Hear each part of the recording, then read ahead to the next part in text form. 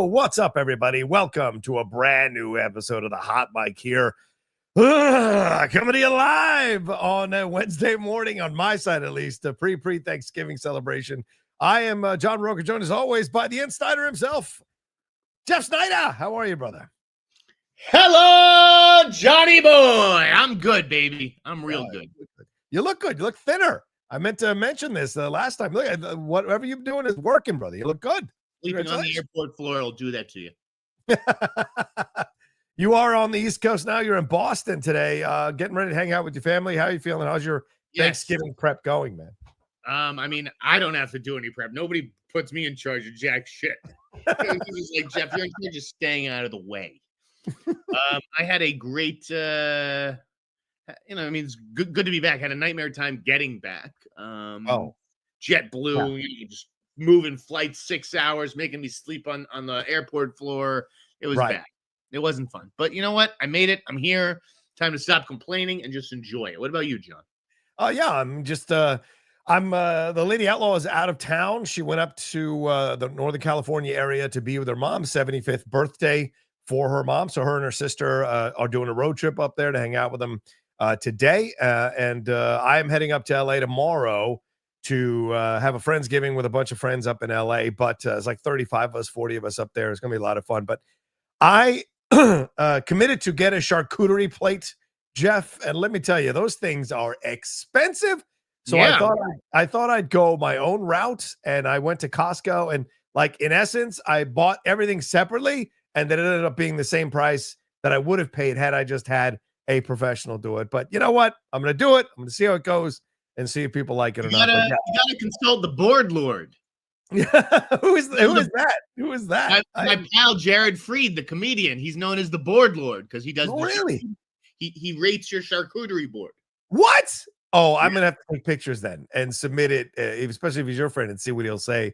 Because it was a fascinating experience to be in Costco, be like, okay, I'll get this, and I'll get this, and I'll get this. And you're buying for LA people, and I was like, well, I better put vegetables on this plate, not too much cheese, and it's all kinds of stuff. So it was maddening on so many levels. But yeah, we'll see what happens. I hope it's a good time. I haven't seen a lot of these people in over a year. This cheese was made with oat milk. That's the healthy stuff for sure. But anyway, we got a lot to get into here on the show this morning. Thank you all for joining us on this time shift and on this day shift. We appreciate it madly. Remember, the Streamlabs super chats are open. Hey, it's a holiday. Send us some love here. Show us your thanks for the show we've been bringing to you for another year here. We'd love you to send in some Streamlabs and super chats as we go along. It's pinned in the chat. It's in the description of the video as well. And we got so much to talk about. But Jeff, oh my God. I mean, are you ready to talk about this stuff? I just need to know if you're ready to get into apologize to you. Yeah, you don't worry. You get to eat. You see, everybody's gonna get to see me eat crow on this episode. This rarely happens. Not that Jeff isn't a man of his word and isn't a man who's afraid to apologize, but I know it isn't something he likes to do that often. But let's get into the big story here. Well, apparently everybody, Donald Trump has got his wish.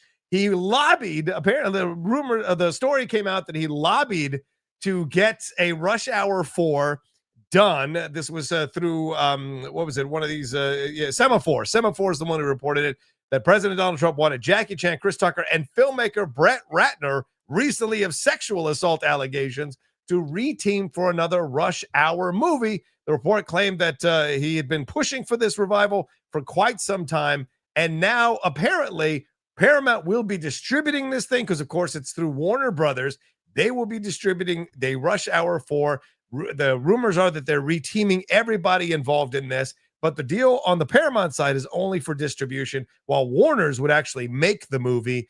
And Jeff, this has been something people wanted to see for quite some time, loving the Rush Hour 1 and 2, a little bit less 3 movie. But are you surprised by this report? And is this what you mean by eating crow, that Donald Trump's getting involved even with something this is stupid? What I mean. Now, I mean, I'm surprised. Are you really surprised? Come on. I mean, this is like basically Donald Trump's foreign policy, right? He's like, this is how we can fix relations with China. We make Russia 4. obviously Jackie this Chan. is about rewarding people who Yeah. are in his circle and have done Boy. right by the Trump family. Yes. This is 100%. less about Rush Hour 4 than Right. it is about we need to get Brett Ratner a job. Brett Ratner did the Melania Trump documentary that's going to be coming out next year. Yes. Grown close to the Trumps. Right. And I'm sure Brett Ratner wants nothing more than to get back in the Hollywood saddle and direct, a Hollywood blockbuster. And what better way than, to go back to the franchise where, that he's best known for. So I think that's what it's more about than Trump just being like, I'm a real big Rush Hour fan, and I really think that they should make another one of those movies. I think that the weird thing, though, is, Paramount's like, sure, we'll distribute it. Whatever. Yeah. We want to curry favor with you. We're trying to buy Warner Brothers. We'll do whatever you say. Yeah. But they're not paying for the movie. And as far as we don't know who is. Well, yeah, supposedly it's a Warner Brothers and Paramount joint venture, so to speak. Warner Brothers probably making the film.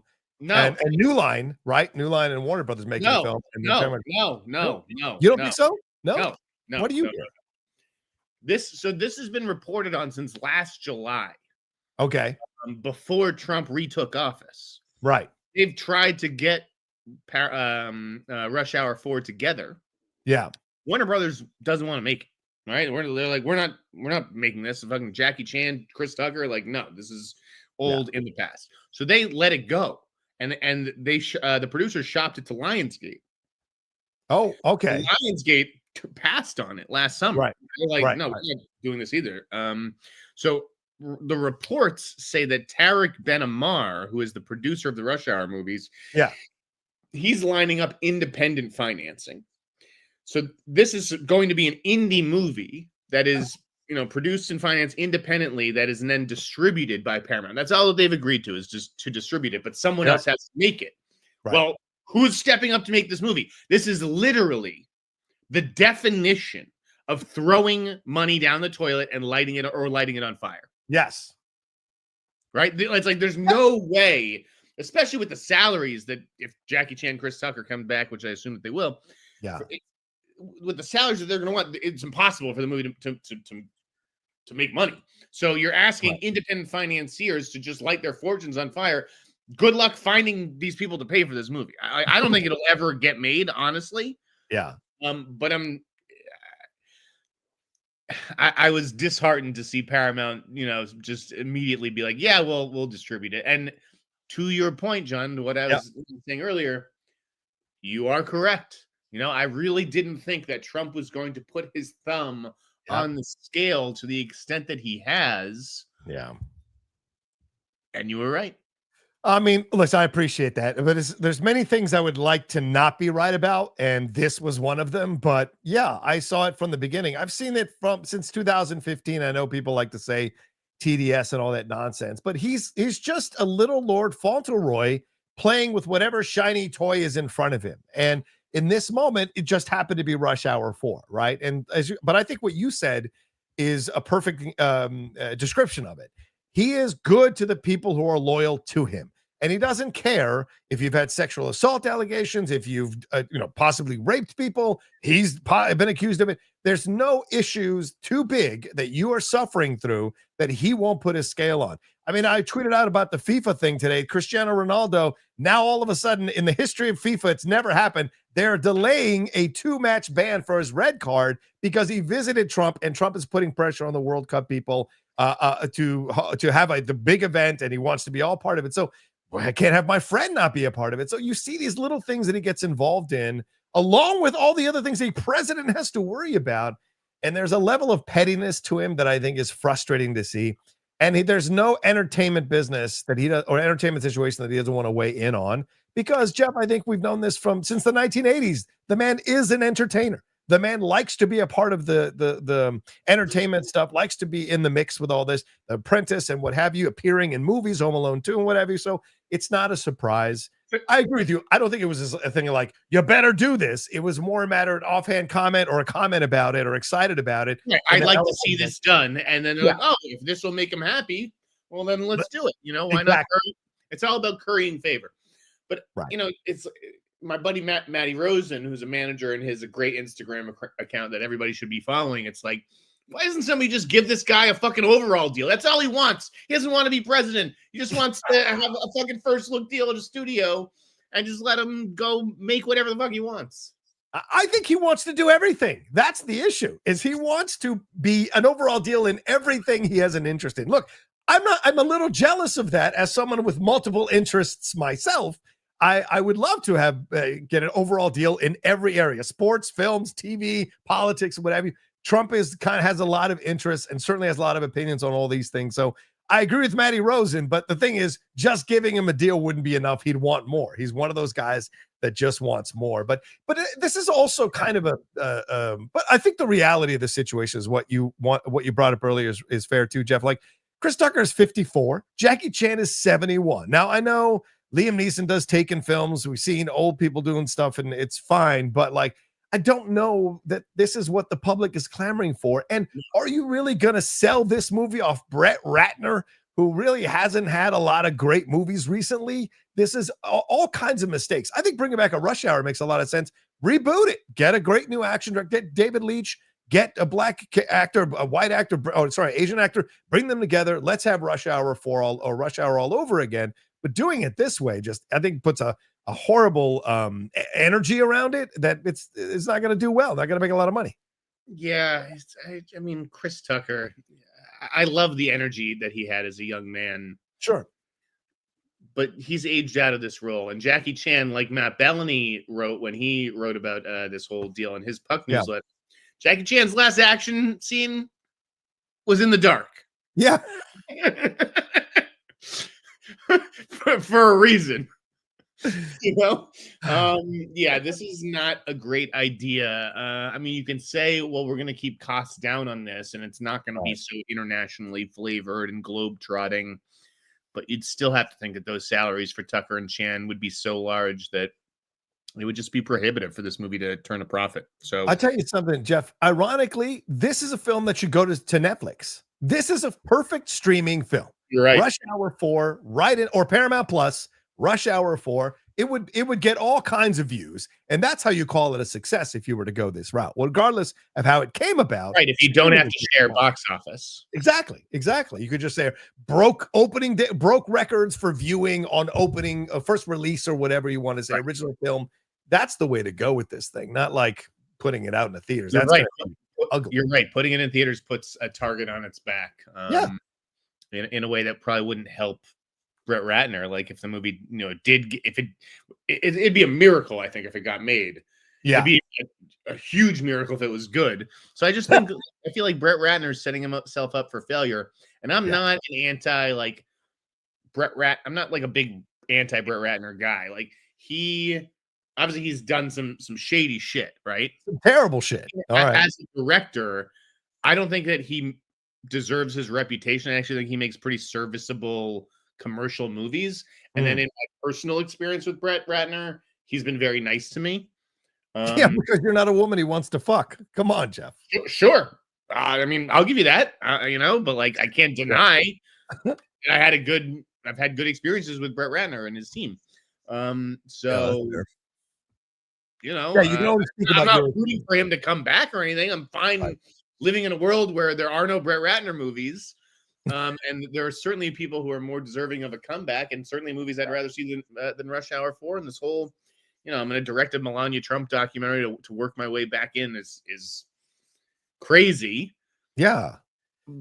But that's not what I'm here to, like. I'm not litigating his scandal. But this isn't the energy you want to have. This is the thing that's frustrating, is that this energy is like, let's bring me your sexual assaulters. Here is your safe haven men who've abused women or possibly raped women. Here's the group to be a part of. It's just a bad energy. Why would you want to be a part of a group like that? It's so funny. I just watched that Being Eddie documentary again on Netflix. Really loved it. Remember, him and Ratner did that Tower Heist movie. They were going to produce the Oscars. And there's two guys who went in completely different directions. You don't see Eddie cozying up to Trump. And there were accusations with the transsexual stuff and all of that. There were accusations with Eddie. Eddie rolled with it. Eddie's apologized for his past homophobic comments and post homophobic jokes.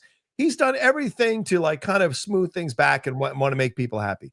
Here's Ratner running to do a Melania documentary, running to maybe probably goading Trump into talking about Rush Hour 4 because he wants a Hollywood comeback. I would not be surprised if this was Ratner in fucking Trump's ear like worm tongue, trying to convince him to get him back into the good graces of Hollywood. Absolutely. And so that's the two different paths you can take in life. You can double down and go towards the people who will just cater to your sicker instincts, or you apologize, move forward, and progress. And those are the differences between these two guys, I think, in the way they've dealt with their allegations. Of course. But I'm with you in that a reboot makes more sense. If you're gonna if you're gonna commit to a Rush Hour movie directed by Brett Ratner, you might as well just reboot the thing and try to make it with cheap talent. Chris Tucker and Jackie Chan. It'd be one thing if you're paying these guys because they're worth it. Yeah. They're not worth it anymore. Yeah. And you know, we've seen the explosion of Korean films. It doesn't have to be, you know, a Chinese guy. It can be a Korean guy, and you take advantage of people get involved in K-drama, K-pop, all this stuff. So you make it a Korean American crossover. That could be a lot of fun. And you find there's a lot of great young Korean actors who are out there, or slightly older Korean actors you can bring in to play that role. I'd love to see it. You know? Do you think we get the next generation here? Like, do you think we get like Chris Tucker and Jackie Chan like having kids? And they become like buddy cops, the kids? Yeah. I mean, maybe, but you'd have to cast that so well, Jeff. You'd have to find the right guys to play these characters. And I don't know necessarily a lot of young up and coming actors who want to get involved in a situation like this. I don't know if I'd advise them. That's a fair point. I just, you know, I do think that audiences are kind of starved for like buddy action comedies. And that yes, I agree. Kind of stuff. But yeah, Rush Hour 4, Lethal Weapon 5, these are not the answer. No, they're not in any way, shape, or form. Well, let's move on from this and talk about this, Jeff. There are apparently more Wicked sequels on the way. This thing, of course, blowing up at the box office, $228 million over this previous weekend. And of course, we're going to see how it does battling Zootopia 2 this weekend. But there are reports coming out that Universal Pictures is looking at doing sequels to this movie. Steven Schwartz even came out and said, you know, there are other Maguire books that he wrote. There's an Elphaba prequel movie or story rather. There's a Glinda book coming, a prequel Glinda book coming. So should they leave this alone, or do you think this now becomes an IP that they keep milking it, considering also how not universally beloved the second film has been critically? What are your thoughts on this idea of them going forward with more Wicked sequels or exploring this more? Because wasn't this the magic of Cynthia Erivo and Ariana Grande, much more than necessarily the property of the franchise? Yeah, I mean, I'm with you. I don't need any more Wicked movies. Two was enough. I was disappointed by the second one. I really did like the first one. Yeah, surprise, right? Yeah, excellent. I mean, you know, Perry talked. We do a best casting FYC episode that will air tomorrow, and like Perry says, I haven't seen like two actors who are more perfect for their roles, right, than Cynthia Erivo and Ariana Grande. Like, they basically are those characters. And it went a long way, but the second movie just the story was a mess. I didn't care for it, so I don't need more of these stories. Even though you probably could make unlimited number of Wicked movies. Yeah, I mean, they're totally going to make more movies. Of course, they're going to try. I don't know how you go. I guess you can find an even younger pop star to play young Glinda, but I think once you start going into prequel territory, Jeff, it gets a little dangerous. Because are you going to find actresses that are going to have that kind of energy that Ariana Grande and Cynthia Erivo had, to Perry's point, who are perfectly cast to play the younger versions of these characters? And what are we going to see from Glinda? She has no magic. So are we going to spend a whole movie being frustrated about the fact that she has no magic? And doesn't she become this vapid, self-involved person who needs everybody kissing her ass? So why do I want to see a prequel film of that? With Elphaba, there's much more interesting territory to explore, with her dad not treating her well, issues with her sister being in a wheelchair. There's the mom, who is the real father. those kinds of things are interesting to explore. But I don't know if there's much in the Glinda story to tell. But aren't there 50 Wizard of Oz books? Can't they just pull from that? Well, those are L. Frank Baum books, and these are Gregory Maguire books. Those are two different things in how they approach it. So he's written some books they can adapt. They wouldn't take from. I don't know what they're allowed to use and not use and all that kind of shit. Yeah. But also, you got to get music. This would have to be original. And those two songs that they wrote for the movie, Jeff, were not received well, even by the wicked heads who love the Broadway musical. So I thought I could tell watching it. I was like, oh, this was probably not one of the old songs. It's like a new song. Yeah, that could be a danger. But I don't think they're going to stop anytime soon. They're going to print money trying to do this thing. But we'll see. What is your prediction for this, though? As disappointed as you were with the movie, just like I was, I think you and I are on the same page on that. Do you think that this thing crosses $1 billion like a lot of people think it's going to? Or do you think now, seeing the numbers come out, or seeing the reception, that it might actually get 750, not much more than that? Yeah, I'm with you. I think 800 is probably the ceiling for something like this. Okay. I don't think it'll crack $1 billion. I think there's just too much competition. Again, with Zootopia 2 coming, and then Avatar, not far off. I'm sure there'll be sing-alongs and all kinds of other special screenings, but I just don't sense the same magic as the first film. So I imagine this will taper off shortly. I hate the new narrative that's popping up already, saying like the movie made $1 billion. Well, yes, both movies made $1 billion, but they're two separate movies. Don't start claiming that they're one movie now when it's convenient. That's madness for me on so many levels. All right, let's move on to this. Let's move on to another big story here. Let's talk about James Cameron, Jeff. He had a recent interview with THR. He had a lot to say about, with Matt Bellany. Sorry, at the town's Matt Bellany. He had a lot to say about Paramount and what's going on here with the WBD sale, and also about Netflix and the Oscars. This is exact quote when he was asked about all of this. Cameron said, "I think Paramount's the best choice to buy Warner Brothers Discovery. Netflix would be a disaster. Sorry, Ted Sarandos. But geez, Sarandos has gone on the record saying theatrical films are dead. Theatrical is dead, quote unquote." And Bellany follows up saying he's now promising theaters if he buys Warner Brothers. And Cameron says it's sucker bait. We'll put the movie out for a week or 10 days. We'll qualify for Oscars. I think that's fundamentally rotten to the core. A movie should be made as a movie for theatrical, and the Academy Awards mean nothing to me if they don't mean theatrical. I think they've been co-opted, and I think it's horrific. And Bellany follows up and says, do you think they should be allowed to compete for Oscars? You don't think they should be allowed to compete for Oscars? And Cameron says they should be allowed to compete if they put the movie out for a meaningful release in 2,000 theaters for a month. So very strong words from one of the premier filmmakers who's about to have his film debut in a couple of weeks or 3 weeks here, Jeff. What are your thoughts on his comments? And do you think he's right that Netflix shouldn't be qualifying for any Oscars if they're not putting their movies out theatrically? It's a tough question. I don't know that that it's the Academy's place. Yeah. To strong arm a company into and dictate the company's business model. Like, yeah, they could say, listen, we're only going to be honoring movies that come out in 2,000 theaters for a month. But like, well, then why is that the requirement? But then something like an international film or a documentary that only needs a 1 week qualifying release. And like, you'd have to change the entire rule book, right? Right. I think that, yeah, it sucks that Netflix doesn't really believe in theatrical, and I think it's hypocritical when on those occasions when they're like, oh yeah, like we're gonna give a big release for Narnia or whatever. Like it just feels disingenuous. So it's actually like just kind of refreshing when Ted Sarandos just comes out and says, like, listen, this isn't our business model. It's just the Oscars are about honoring movies, and Netflix does make movies. These aren't lesser pieces of art just because they didn't debut in a theater, right? They debut at home on Netflix. So I kind of disagree with Cameron on that front. While there are things I think the Academy could do to force Netflix's hand a little bit, I just don't know if it's their place. I think it's a sliding scale, isn't it? And look, I respect James Cameron, incredible legacy as a filmmaker. Looking forward to seeing. I see it on Monday, Avatar: Fire and Ash. So I hope it's good. And I've loved his movies in the past, but you can't ignore the fact that my man is almost 80 years old. and he's got a point of view about how things should be.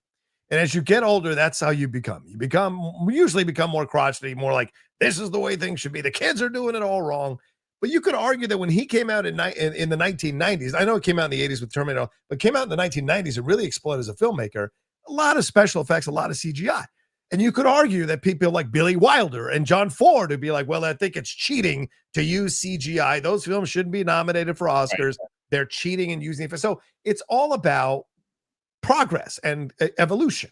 And so we've evolved to the point where streaming services now are available. And a lot of people don't want to go out to the theater for social anxiety issues, the cost, all this kind of thing. So why should they be marginalized as consumers of films because they like to watch films at home?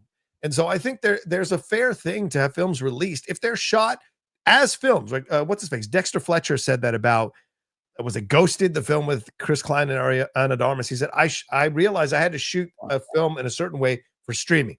Train Dreams is not shot for streaming. So Frankenstein is not shot for streaming. So the films that are shot to mirror theatrical experience, I think should absolutely be in consideration. So I think I'm with you. I think Cameron's off base on that because the medium has evolved, and that's the way it goes always. Right. Netflix shouldn't be penalized for catering to an audience that very much exists and is very real, right? Yeah. There's hundreds of millions of people around the world who either don't have the access to get to a movie theater or can't afford to get to a movie theater, or their health is compromised or whatever it is. Yeah. And just because they cater to that audience doesn't mean that the movie should be ineligible for year-end awards. And I know people are like, well, those movies should, they should be eligible for awards, and the awards should be the Emmys. The Emmys just, I don't buy that argument. And I personally think like the TV movie award at the Emmys is terrible. Like we're giving an Emmy to movies that basically weren't good enough to play theaters, and we're just like, like Rebel Ridge is a good movie, but like, she deserves an Emmy? Like, why? Because the other 4 nominees were like Quiz Lady? Like this is stupid. Like, why are we doing this? So no, I don't need to see Netflix's movies relegated to competing against each other for an Emmy.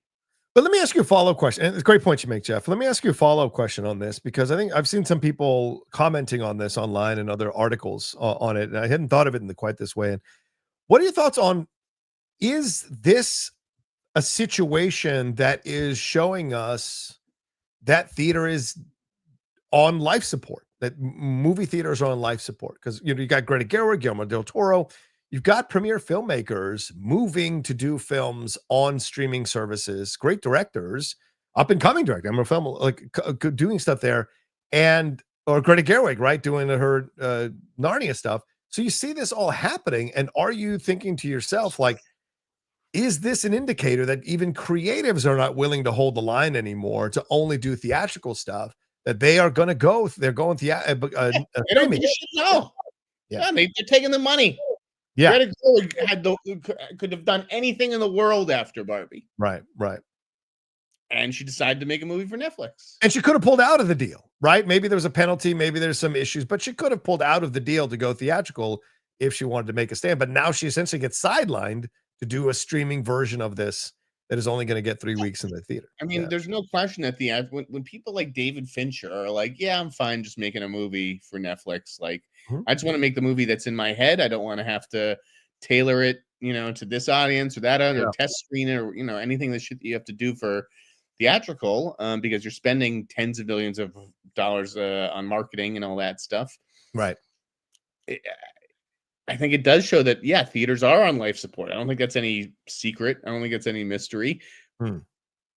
But they're on life support not just because of the choices that artists make, because they have to choose from the options that they're presented with. Right. The audience is the one that is rejecting movie theaters. Yes. Yes. Yes, 100%. I tweeted this out weeks ago. I'm so tired of the audience getting a pass. This is nonsense. If you can go after executives, you can go after directors, you can go after actors, and go after producers, go after writers, you can go after the movie-going audience, okay? They are not the fucking untouchables. Fuck off with that stupidity. You're right. You can question the audience, their instincts, the things they want to see, the things they don't go to see, the things they patronize or don't patronize. Those are all signs of what's happening. And to ignore those signs is ignorant to me when you look at the situation that's going on here, man. The audience always tells you what they want and where they're going. Yeah, you might be ahead of the audience every once in a while, but it's not a standard. It's not a rule. It's much more the norm that the audience tells you what they're looking for in studio supply. I believe that today marks the premiere in theaters of Wake Up Dead Man. Yes. And I predict that Wake Up Dead Man is not going to do as well as Glass Onion in theaters because there's another Netflix thing that's debuting tonight called Stranger Things. Oh, right. That's the real test of the audience. Are you going to stay home and watch Stranger Things, or do you want to go out to the theater and support our big movie franchise? Right. And I think you're going to see people stay home, and that's just the audience telling you what it wants. Yeah. Plus, they're not putting it on in AMC theaters and other chains, so there's a rejection of that model from Netflix when it comes to Knives Out and what have you. So it's an interesting situation. I mean, I get where James is coming, because James is stumping for theatrical, and you see Tom Cruise do that all the time. But this is the evolution of things, and COVID pushed it that way, and it's going to keep going that way. And more creatives are going to step off the soapbox and go streaming. I am grateful for Cameron for sticking to his guns and for committing to the theatrical experience. Right.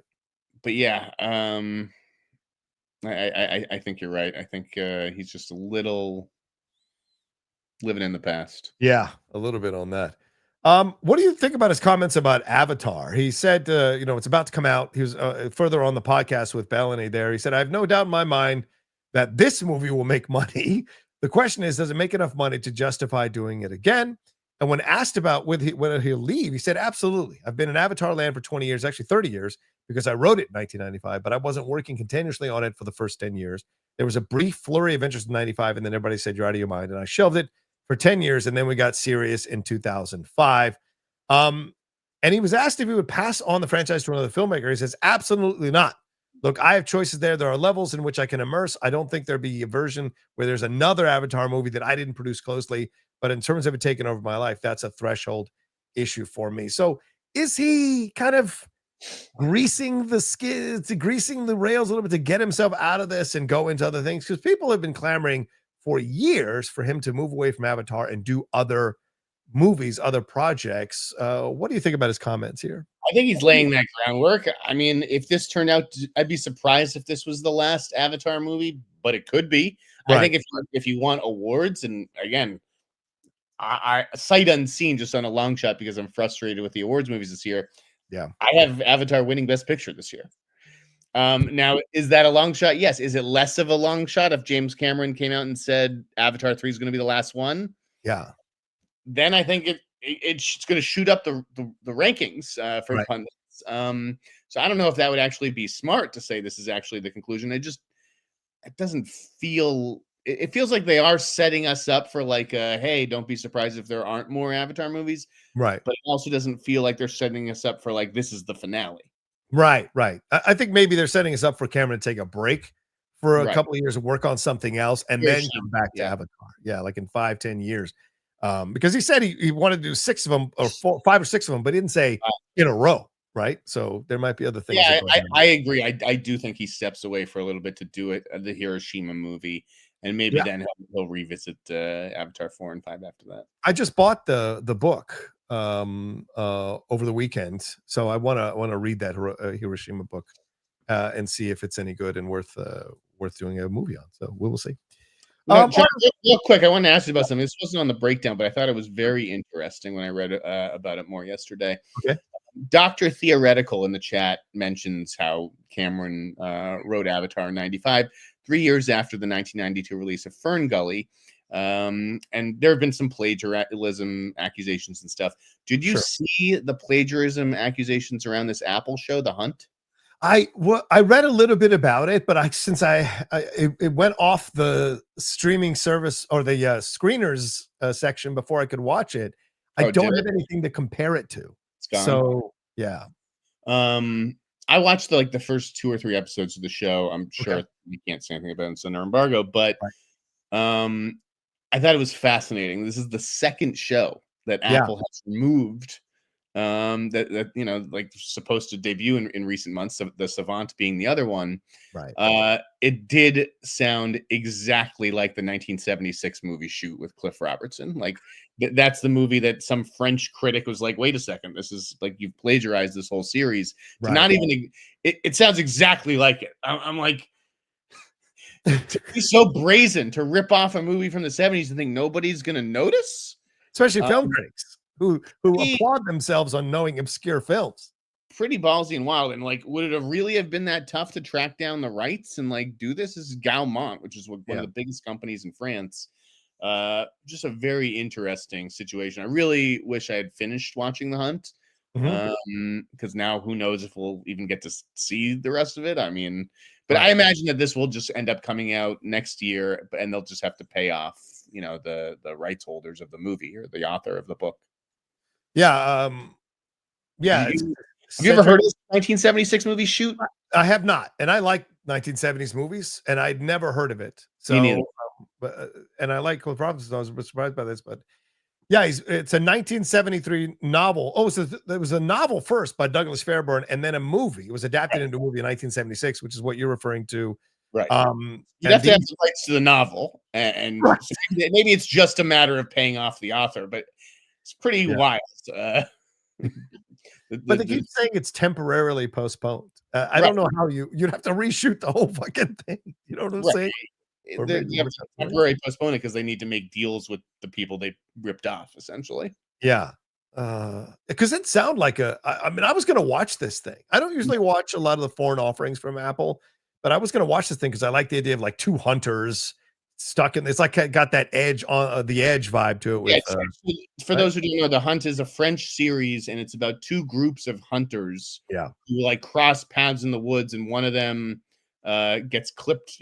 Takes a shot at the other and gets clipped in the ear, and then one of his buddies kills the shooter, and then they go back to town, and the party that we're following becomes paranoid that this other group of hunters is going to retaliate and come after them. Yeah. I don't know. It's interesting. I just thought it was wild that Apple has now pulled 2 shows in a row. Well, I mean, the Savant was pulled for different reasons, right? Because of the thing it was pulling to. But I agree with you. And this, I would argue, is something they're trying to get into more foreign shows. So it is a lot of egg on you. Because you ask yourself, who missed this? Like, who missed this? How did they not figure this out? And why did this guy think he was going to be able to get away with it? Like, that's the thing as well. Like, how do you not pay homage? So. Anyways, we can move on. What's next on the list? Let's talk about real quick. Let's talk about not real quick. Let's talk about your story, bro. You broke this. There is a Baby Boom remake happening here. Jeff Sneider broke this on the In Sneider newsletter. Where you can get all the big stuff that he is breaking here. This is happening. Jeff, you want to take it away? Tell us what this story is all about.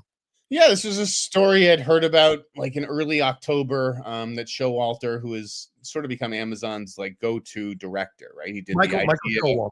Yes. Right. The Idea of You with Anne Hathaway. He's got Oh What Fun coming out next week with Michelle Pfeiffer, and he's already wrapped a movie after that with another movie with Anne Hathaway based on the Colleen Hoover book. So that's gonna do pretty well next October, I think.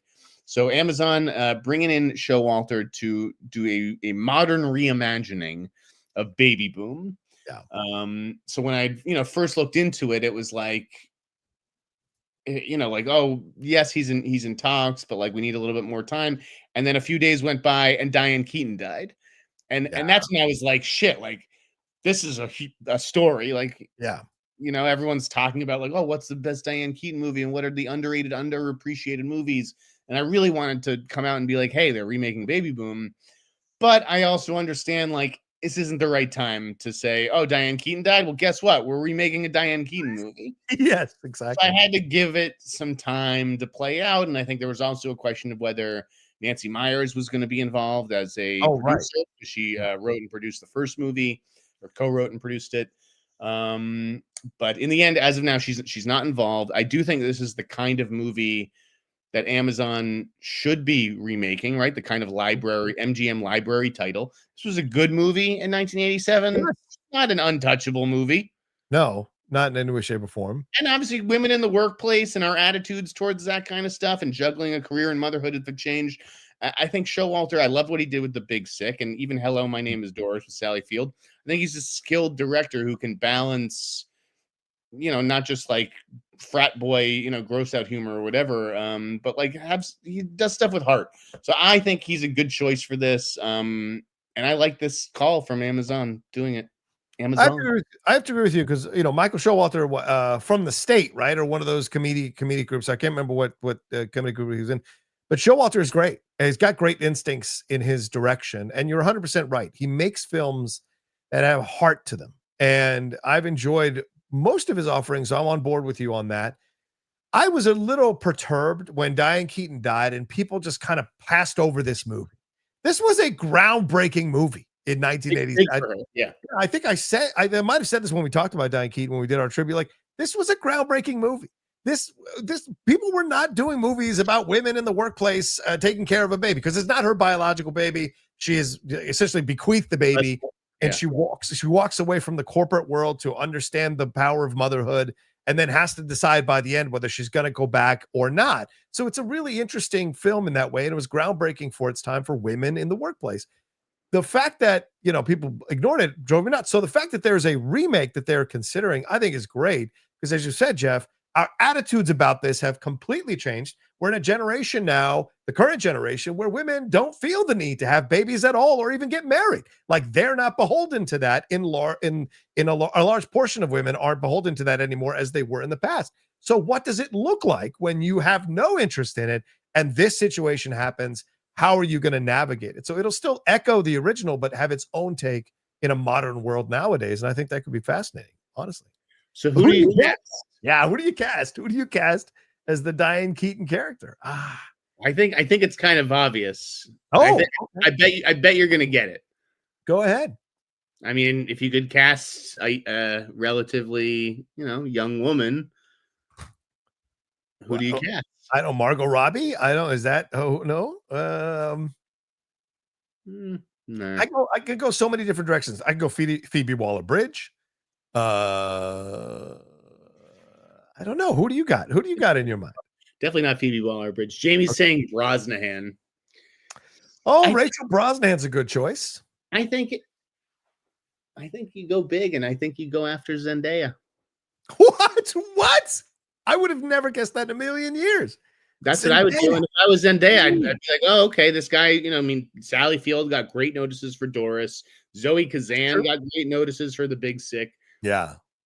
You look at Showalter, and he's working with Dakota Johnson and Anne Hathaway. He just worked with Anne Hathaway. He's working with Michelle Pfeiffer. This is a guy who directs women well.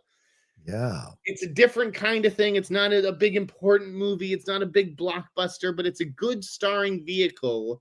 Right. That, you could show a little bit of range, show off a little bit of comedy, show off a little bit of maternal stuff to it. Yeah. She's getting to be that age now. She's getting up. How old is she? In her late 20s? Zendaya? Yeah, I think so. Yeah, 27 or something like that. I think Zendaya would be a great call for this, but obviously it's a reach. Like, that's the top of the list. Yeah. She's 29, so she's almost 30. I think it's kind of perfect. Interesting.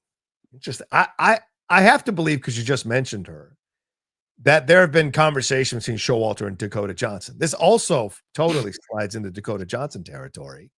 Her doing a film like this. She has chops in comedy. People seem to like her. Materialist did way better than people thought it was going to do. And it could be something new and interesting to explore. And she's no wallflower. She loves walking into issues. So it could be an interesting decision to have Showalter reteaming with Dakota to do a film like this. Do you think this goes streaming or theatrical? That's the next question. I think you could do theatrical. Really? Depending on who you get. Right. If you go Zendaya, you go theatrical. I agree with that. I just want to throw this out because Jamie mentioned it okay. in my text here, which I'm not looking at during the show. It's when you don't respond. That's what they go ahead. Right now we're talking. We're like, back then the conversation was like, okay, women raise kids, but like, could they work? Can they, do work at the same time? What about these days? It's like men are supposed to work, but can a man really raise a child? Could a single man raise a child on his own Right. while juggling a career? Could you gender flip it? Maybe make it an older man who, didn't plan on having kids. And now he's in his 50s or maybe even 60, and this kid, winds up on his door. Could you see someone like Steve Carell being in a Baby Boom remake?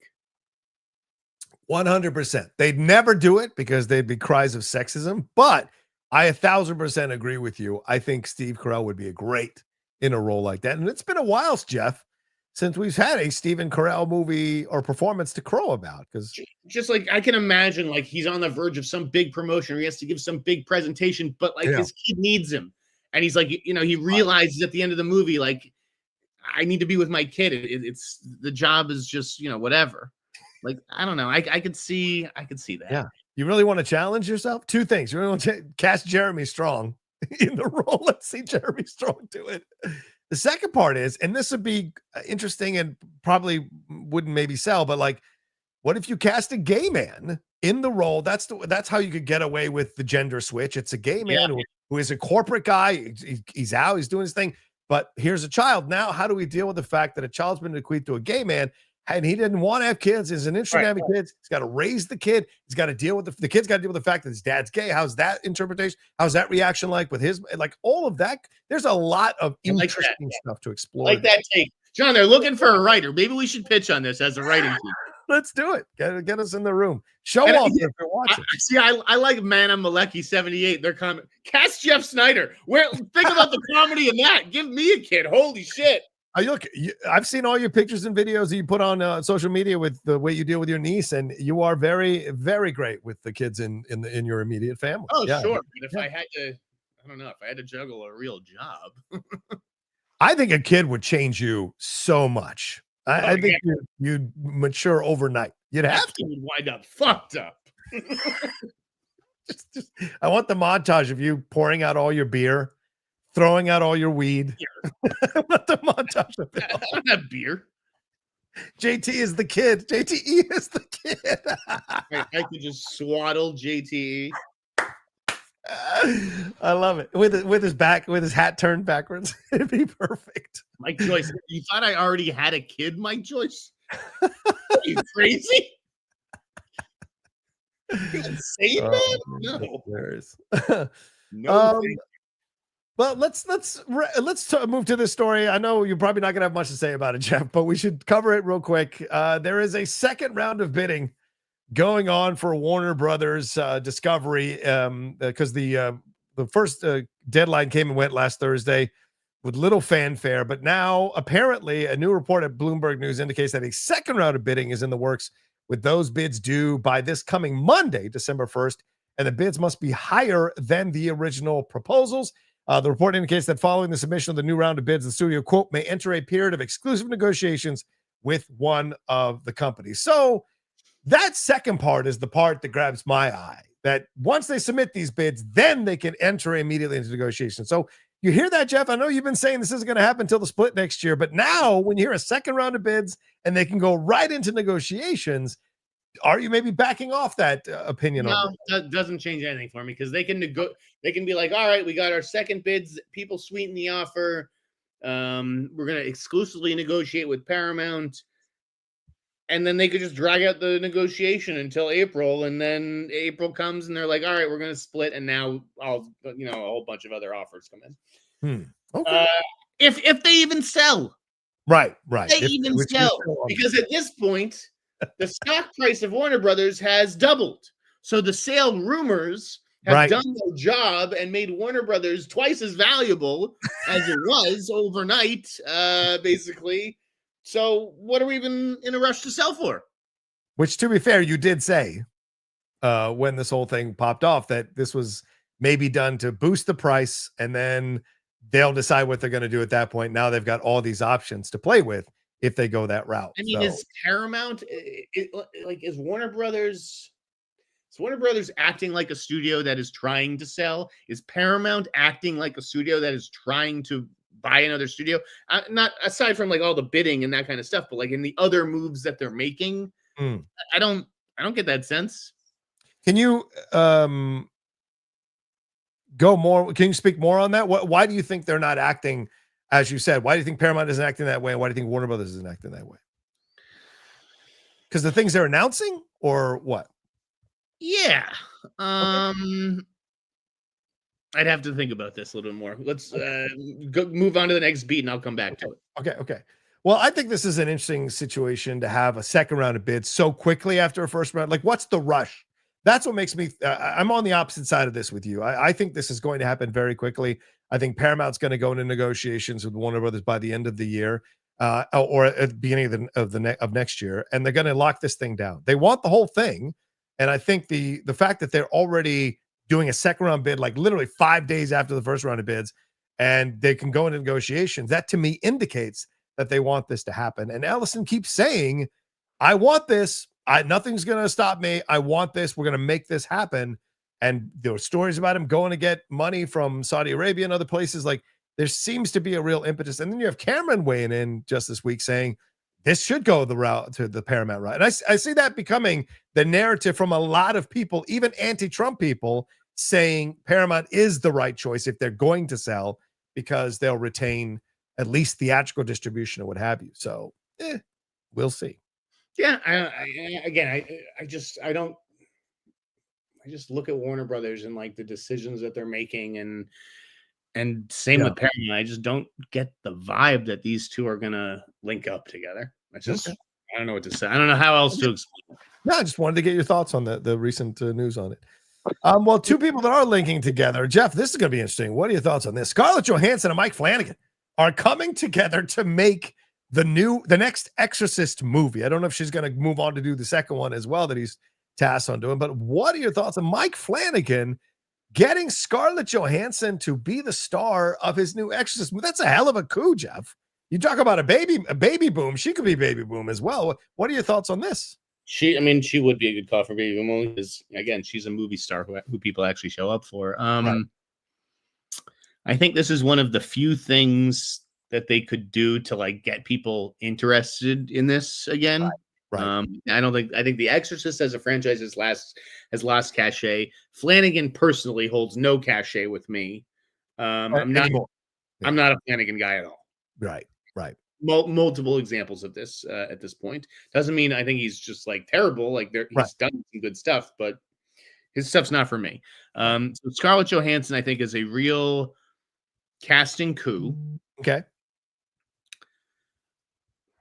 But like, is it just like another big salary on a franchise that just isn't going to work? I know she's been trying to do horror for a while. So this is why I don't love this for her, because I don't love Flanagan, I don't love the franchise, and I just would have liked to have seen her work with somebody like a hot young horror director, if that's what you wanted to do, because I've heard for months that she wanted to do a horror movie. No, I didn't like my Dr. Sleep, Mike Joyce. Okay. I would have liked to have seen her like link up with Parker Finn, the Smile director. Oh, okay. Or just one of these cool, like even an Ari Aster. Right, he hasn't worked with ScarJo yet. That right? Was great. Yeah. I don't understand doing The Exorcist, which has been done before and better, and you're never going to do it as good as the original. You're never going to do it like Ellen Burstyn. Flanagan's underwhelming. So yeah, I just don't love this for her. I think it's a fascinating decision by her because she's just coming out of the Jurassic World rebirth situation, and that movie made almost $1 billion. And so, she's done the small movie thing. Scarlett may be becoming the female Tom Cruise. And by that, I mean, like, she is willing to try things on a large scale, try new things on a large scale to see if she can be theatrically viable consistently. And so I like this as a decision. It feels like a step back a little bit from the Jurassic World thing because Exorcist is kind of a damaged brand. But if her and Mike Flanagan come together and create a damn good Exorcist movie, and we know horror does really well when it hits with audiences, this could be a smart move by her. And then you can say, well, here are two franchises, because Marvel's everybody, but two franchises where she walked in, took the lead, and the films made a shit ton of money, which gives her even more cachet in Hollywood to do what she wants to do. And I think she's kind of slowly becoming this power. Everything Reese Witherspoon thinks she is, Scarlett Johansson is becoming. And I think this is a fascinating decision from her. I agree with you. It looks like a bad decision, but it could yield positive results for her. It overall. could. I mean, again, I like that her instincts are right, that she should go do horror. Horror's having a moment. She hasn't really done a proper horror movie.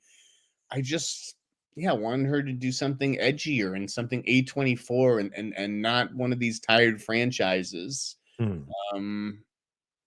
There's just so much good horror being made by so many interesting people.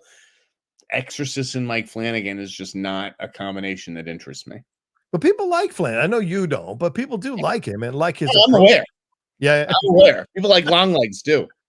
Made 75 million. It was the biggest indie of the year. Yeah. But yeah, so we'll see. But I kind of, it's a weird thing because I kind of admire the guts in taking a chance on this. This is a big chance. This isn't like disappearing into a rom-com or disappearing into another small film. And maybe for her also having just worked on Eleanor the Great and directing it, maybe, this is another chance to work with another director and get some more tips and get herself better as a director. That's a very real possibility as well. We'll see. Yeah. Speaking of directors, let's talk about this. Rian Johansson has officially said that his trilogy is effectively dead, quote unquote. His Star Wars trilogy, right on the heels of Shawn Levy telling us that he's never had more creative freedom to do what he wants to do in the Star Wars universe, making the film that he is making. How do you take these comments, Jeff? How do you take Rian Johansson saying something that we all have pretty much assumed since the reception to The Last Jedi? That's the shit that frustrates me. It's like as a scooper, I could scream until I'm blue in the face that this movie isn't happening. People will be like, well, they said it is. And they, he gets asked about it every 3 years when he makes a Knives Out movie and says it's still going. No, thank God Rian Johansson came out and said, yes, this is effectively dead. Yeah. Nothing's happening on this. Now, there are other projects that still have a beating pulse, like Taika Waititi's Star Wars, right? Things that have been gestating for almost as long. But Rian Johansson, this was never happening. This isn't gonna. Where are we at right now, man? I mean, it seems like I was discussing this with Michael on Geek Buddies earlier this week, and he was saying, or was it last week? And he said, like, to him, is Star Wars, or I guess I was talking to Christian about it too, is Star Wars back if Mando and Grogu and Starfighter do well? And my contention is Star Wars is not back theatrically until they release a trilogy that gets universally beloved by the fans again. Doing these one-offs isn't going to bring the brand back. I think fully back. I think you have to start a new trilogy. That's what people grew up with. That's what people know. There have been 3 generations of trilogies. And if you that's how you announce that you're back. Am I off on this? What do you think? Yeah. I mean, no one knew that there was going to be a trilogy when they saw Star Wars in 1977. You make one good movie. That's all it takes. Okay. Like, that's the beauty of the business. All it takes is one. Yeah, DC with Superman, right? Yeah. I don't expect the Gosling movie Starfighter to launch a trilogy. But I think Star Wars could be back if that movie hits, even if it doesn't launch a trilogy. I mean, Star Wars is riding high right now off of Andor. That's true. Not that I wouldn't. You're right. I would maybe stop short of saying it's back because it's not back on the big screen yet. Right. And I think that you're right. There is something to, even if Mando works, I don't know if the franchise is really back yet. I think it's going to take if Starfighter works, I'd feel comfortable saying Star Wars is back. Yeah. Okay. I've always, you're right about that. But we're in 1977 when the first one came out, I think 77, but like the, public has been conditioned to expect trilogies from Star Wars now, and so it's a different world than it was when the first one came out. So, they're developing a trilogy. So you're saying that Star Wars won't be back until Simon Kinberg delivers that trilogy, and all 3 movies come out and are a success. At least the first movie comes out and is a success. Then people are excited, just like Superman, essentially saving the DC brand for now. The DC brand with the way it came out was received. I think people are trepidate because Mando and Grogu is an extension of a TV show. So fine, you do. And then even Favreau came out this week saying there is still a season 4 we're working on, which is really confusing. And then Starfighter is supposedly a one-off. And so great. But those are just like kind of, it's like Hobbs and Shaw, right? That's not Fast and Furious main line. That's a alternate thing. That's a spinoff. But so to me, I think until Spielberg comes out with that film, if it even ever comes out, Jeff, let's just put that on the table as well. Right, of course. Yeah. Although I do think that we will get the start of another trilogy by 2029. Right. So I think in the next 5 years, Star Wars will be quote unquote back. Oh, interesting. Oh. Speaking of coming back, how about this, Jeff? I know this isn't the rundown, but I got to ask you, this kind of broke. Macaulay Culkin apparently has an idea for a new Home Alone movie. He's offered an idea for a legacy sequel to the franchise. He was appearing at a Nostalgic Night live event, and he said he would love to return to play Kevin McAllister in a new Home Alone movie. He said, quote, I wouldn't be completely allergic. It would have to just be right. And he said, I kind of had this idea. I'm either a widower or a divorcee. I'm raising a kid and all that stuff. I'm working really hard. I'm not really paying enough attention. And the kid is kind of getting miffed at me. And then I get locked out. My son won't let me in, and he's the one setting traps for me. The house is some sort of metaphor for our relationship. Kevin has to get back into his son's heart. Now, when you take your finger out of your mouth from throwing up at that description, what are your thoughts on this idea? Because this seems like this would be a fun idea for streaming. We saw a Christmas Story sequel that was pretty terrible on Netflix. Would it be possible to see a Home Alone sequel go to streaming, do you think, with him returning? I mean, on one hand, a Home Alone legacy sequel feels inevitable. Yeah, it feels like for years. Yeah. But that's a horrible pitch. And obviously the pitch of a child who has severe issues with his father. I mean, Kit Culkin was, by all accounts, a monster. Yes, right. Exactly. Good point. I mean, you heard about it in the John Candy documentary where, like, John Candy would, like, notice Macaulay Culkin on the set of, like, Uncle Buck and be like, you okay, kid? Yeah. You okay at home? So just reading that response, he's like, yeah, this is my pitch for Home Alone. I'm like, bro, you need therapy. That is not a holiday movie pitch. That is something you need to work out in behind closed doors. But I do think that there is a way to do a Home Alone legacy sequel. I just don't think it's a great idea. Home Alone to me is one of the most perfect movies of all time. Yeah. And to me, this feels like another, like people talking about a sequel to another John Hughes movie that I could see it would make sense, but is probably a bad idea. And that movie is Ferris Bueller. Oh, yeah. You know, how many times have you said, oh, Ferris Bueller could have a kid and the kid's playing hooky and Ferris plays hooky from his job and then they, cross paths while they're both playing hooky. And I mean, like, right. I could see that movie, Matthew Broderick and then a young lead, but this is just a bad idea. Like, no. And to me, Home Alone is the same thing. Those two movies are gold with Mac. I love them both, and I would probably just leave it in the past. And this is one of that rare franchise, because I could call it franchise, where everyone is still alive, right? Just about everyone except obviously other than John Candy, obviously. But you've got Catherine O'Hara still here, Joe Pesci still here, Daniel Stern still here. You could bring back, is he? What? John Hurd's gone though, right? Oh, right. John Hurd has passed on, right? All right. So but you'd still have at least one half of the parents. So you could do so. This feels tailor-made for streaming, but a different pitch, because the father and son should be working together. And, Kevin and him should be working together to overcome some outside threat. Yeah. Okay, here's a pitch for you. Okay. Since we're coming off of Good Boy, right? Are we? Okay, yes, go ahead. Well, I mean, you're right. Are we? For the 10 people that saw it, yes. The 10 people who saw Good Boy, could you see Home Alone? Yeah. With a dog? With a dog? 1,000%. The dog is left home alone, and the dog has to defend the house. 1,000%. Yes. I can see that. Yes. 1,000%. That would be amazing. I think so too. Because dogs I know dogs can be quite at times like just singular focused, but they also can be really fucking smart. My girlfriend's sister's dogs apparently found a way to push chairs beneath the cabinet, climbed up into the cabinet, and got to their doggy treats on the 5th fucking shelf of the cabinet. They opened the door and dove up shelves to get it was insane. And so, yes, I could see that 100%. And that's an easy way to get like a built-in audience to show up and see the movie, and you'd have to cast, who would you cast as the owners and who would you cast as, and what are they trying to get? The antagonist? JTE as the dog walker who gets to show up that day. And, that's why the dog is alone. Do you remember that pitch that was going around for Stoned Alone? No, I do not remember that pitch. What was that?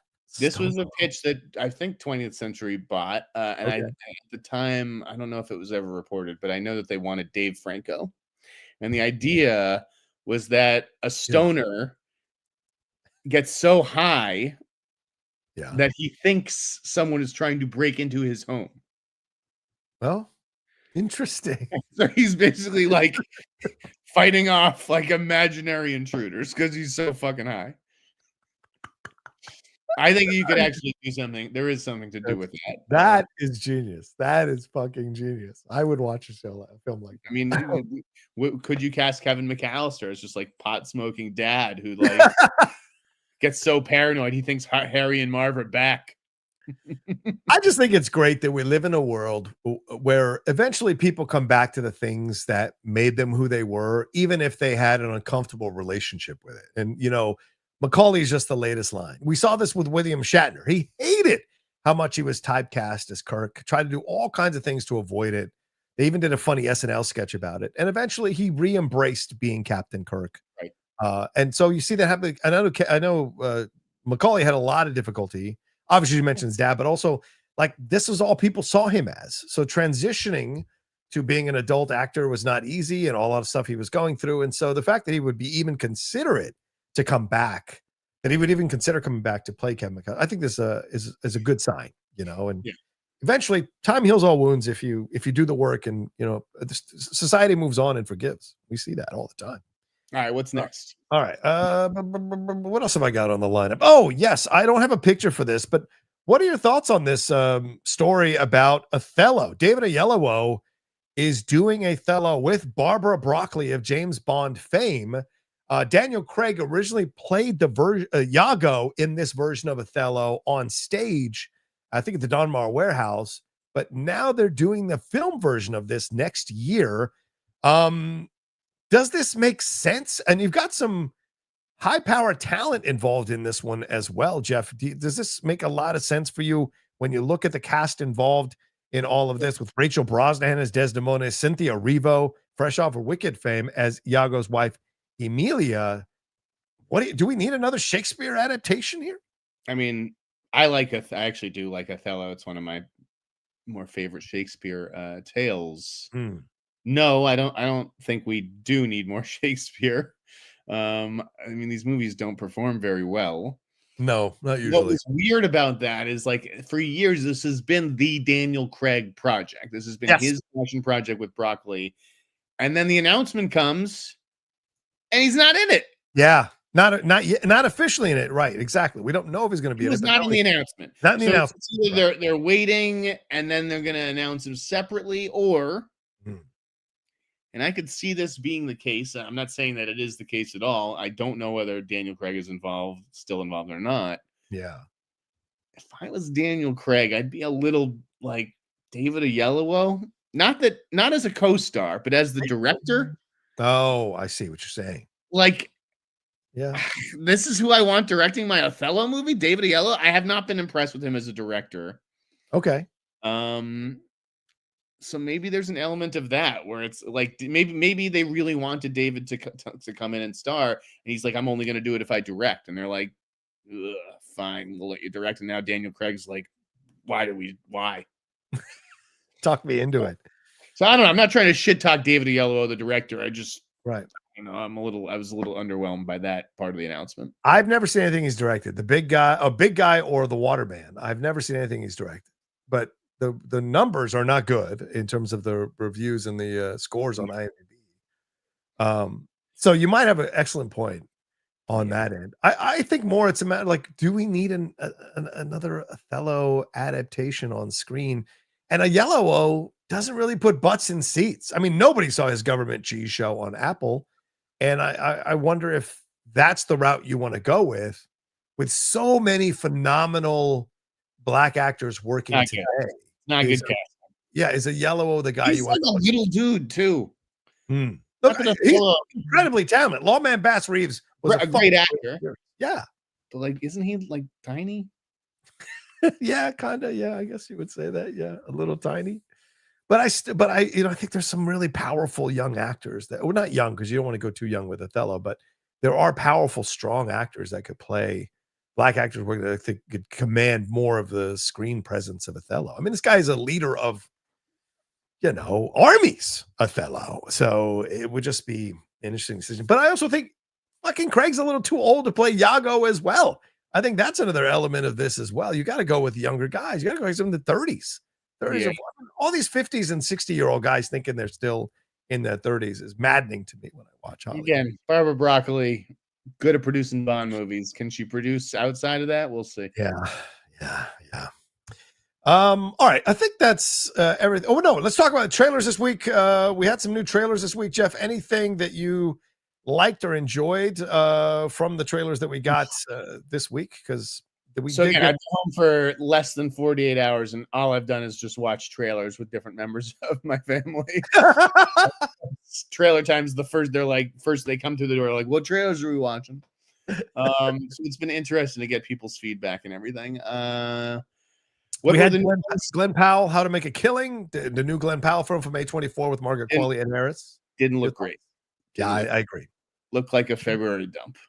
Buddy, I know you love your boy, but your boy's in trouble. Your boy's in trouble. I'm just saying. Yeah, not loving the choices yet. Your boy's in trouble. What about the like? He was a good director. Emily the Criminal was really, really good. I'd want to be a part of what that guy does next. But yeah, the whole working my way up the family tree for my inheritance. I don't know. It looked a little, What was there? Something that came out in January. Gus Van Sant's trailer came out as well. Dead Man's Wire. Did you see that one? That trailer was okay. I saw the movie. Oh, you did? Oh, okay. Yeah, I've seen the movie. Okay. Trailer's not bad though. I like the trailer. I thought they did a good job cutting that. Okay. Yeah, I thought the trailer was good, interesting. I didn't expect it to be what it was about, and I'm not really sold on Bill Skarsgård as a lead yet. I don't know if I'm sold on that, but I liked him for this, something small like this. So that was the problem I had with the movie. I did not think he was up to it. Right. What else came out this week? Return to Silent Hill. Did you watch that at all or no? No. Okay. All right. No. Yes. There must have been there's been so many fucking trailers though. I mean, I thought we talked about it, but there was the Hunger Games trailer. I thought we already talked about that one. There was a Hoppers trailer. I think we talked about that one. I thought that looked good. No, I don't think we talked. Hoppers look good too. Okay. The Moment, like is the Moment Charlie XCX's movie going to be the Weekend's movie? Right. That might be the one thing I see film or TV wise that the Weekend's involved in because I like Charlie XCX. But you said last week that you don't get her, like you don't get the interest people have with her.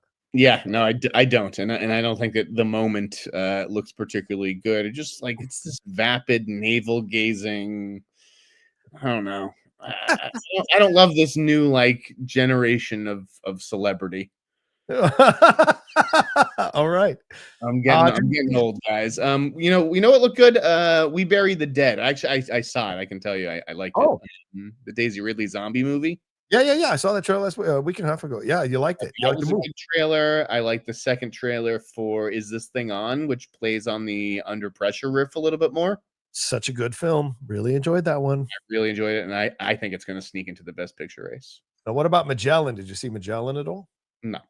Okay, that trailer. And about the Scrubs re-release trailer, Jeff? Yes, I didn't watch that one either. I watched Scrubs a little at the start, but I'm not one of these people who followed it. For you eagle-eyed people, if you ever watch season 2 of Scrubs I think it's on Netflix or one of these streaming services, you might catch John Rocha back there as an extra, depending on the episode, because I was an extra through the entire second season of Scrubs. So if you want to see the outlaw roaming around in the Scrubs there at the hospital, feel free to take a look. We should end our show by talking about this before we get into questions. Send in your Streamlabs Super Chats now. We're about to get to them, everybody. Remember, Thanksgiving. Send in your love. Send in your support for us here. Train Dreams Discourse. You wanted to add this to the list, Jeff. What is going on with this? Train Dreams. I heard you liked it. I heard you loved it. Loved it. It's in my top 5 right now of 2025. Oh, very easily. Very easily. What did you love about this movie? Like I told you last week, it is a Terrence Malick film that is much more cohesive than the recent Terrence Malick movies. And I like that. I like these kind of languid, floating along, stuff's happening. How do I react to it? And in the end, it's a commentary about taking chances in life, going full, progressing, evolving. And yes, you might lose, things might not work out, but you've got to keep trying. And I appreciate that as a message for nowadays, where everyone seems so despondent and overwhelmed by everything that's happening from a certain point of view. I thought it was great. I thought Joel was damn good. I thought Felicity Jones was excellent in the movie. And William H. Macy was great. I do agree. I don't think it's a thing should be nominated, his performance, because he's in the film for literally 5 minutes. But yeah. But I loved the movie. I loved the direction, the pacing, cinematography. Yeah, it's my kind of movie. It's a beautiful film. It looks stunning, but I didn't feel like there was much depth to it. It felt so surface level. There was nothing for me to chew on. There was nothing for me to sink my teeth into. Okay. But watching the discourse has been kind of wild this week. Yeah.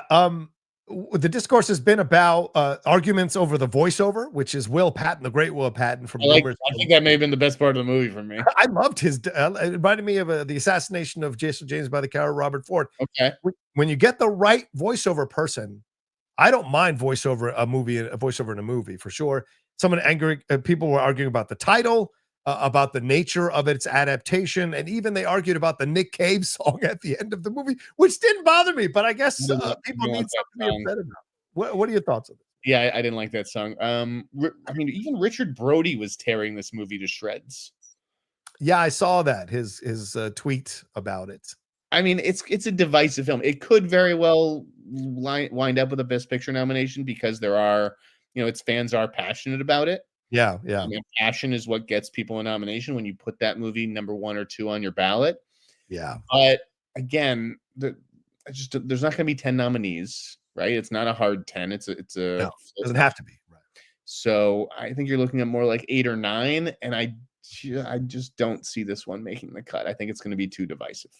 Yeah, Richard Brody said, didn't know there was Train Dreams Discourse. Seeing it in Sundance and again now found it sluggish and trivial. I couldn't disagree with him more.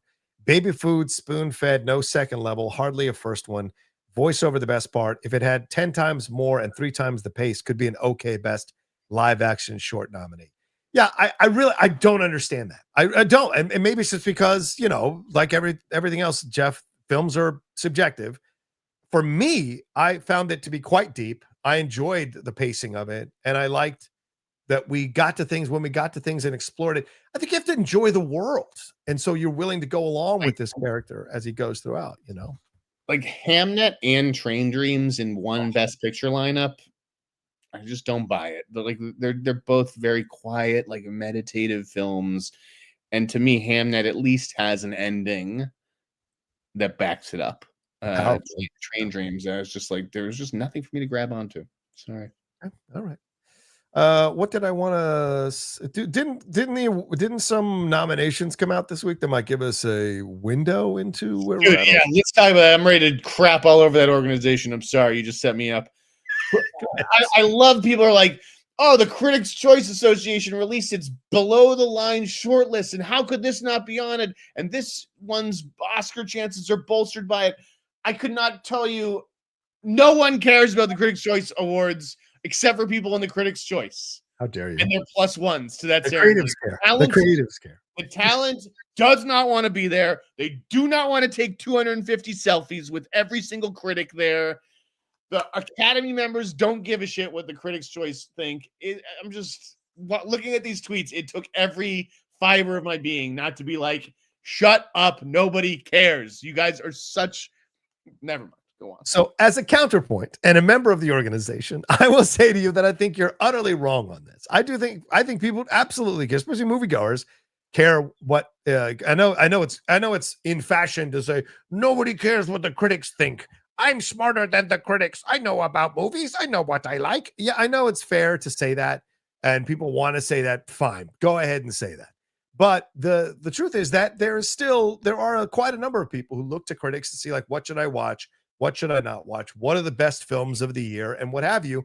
And the Critics' Choice Awards are the opening bell in all of this, much more than the HCA, which is the organization I'm also a part of. But I think it's the Critics' Choice that kind of launches things, and then we get into Golden Globes, and then we get into the Oscars. So it's the beginning of award season, and it's about getting excited. The Gothams were a couple weeks ago. So is it the beginning or the Gothams the beginning? Or either of these groups? Not to me, not the Gothams, not to me. But so this is the beginning of the conversation about what should be in the mix, what should not be in the mix. And a lot of our discourse comes from that. Like, okay, what are the first shots across the bow, right? And I do think creatives, they may not, okay, I think it's fair to say some of them may not like being there, but I haven't met many creatives who don't like to get their asses kissed. And so they might not like taking the selfies, but they understand the game, and the game is that they're going to go to get their asses kissed because critics are no longer critics. They don't do their function anymore. You're not wrong there, Jeff. You'll get no complaint from me there. That's what I want to get at. This comment. Carla Giselle Mosquera, 7008. At least the critics watch the movies. You're right on that, Carla.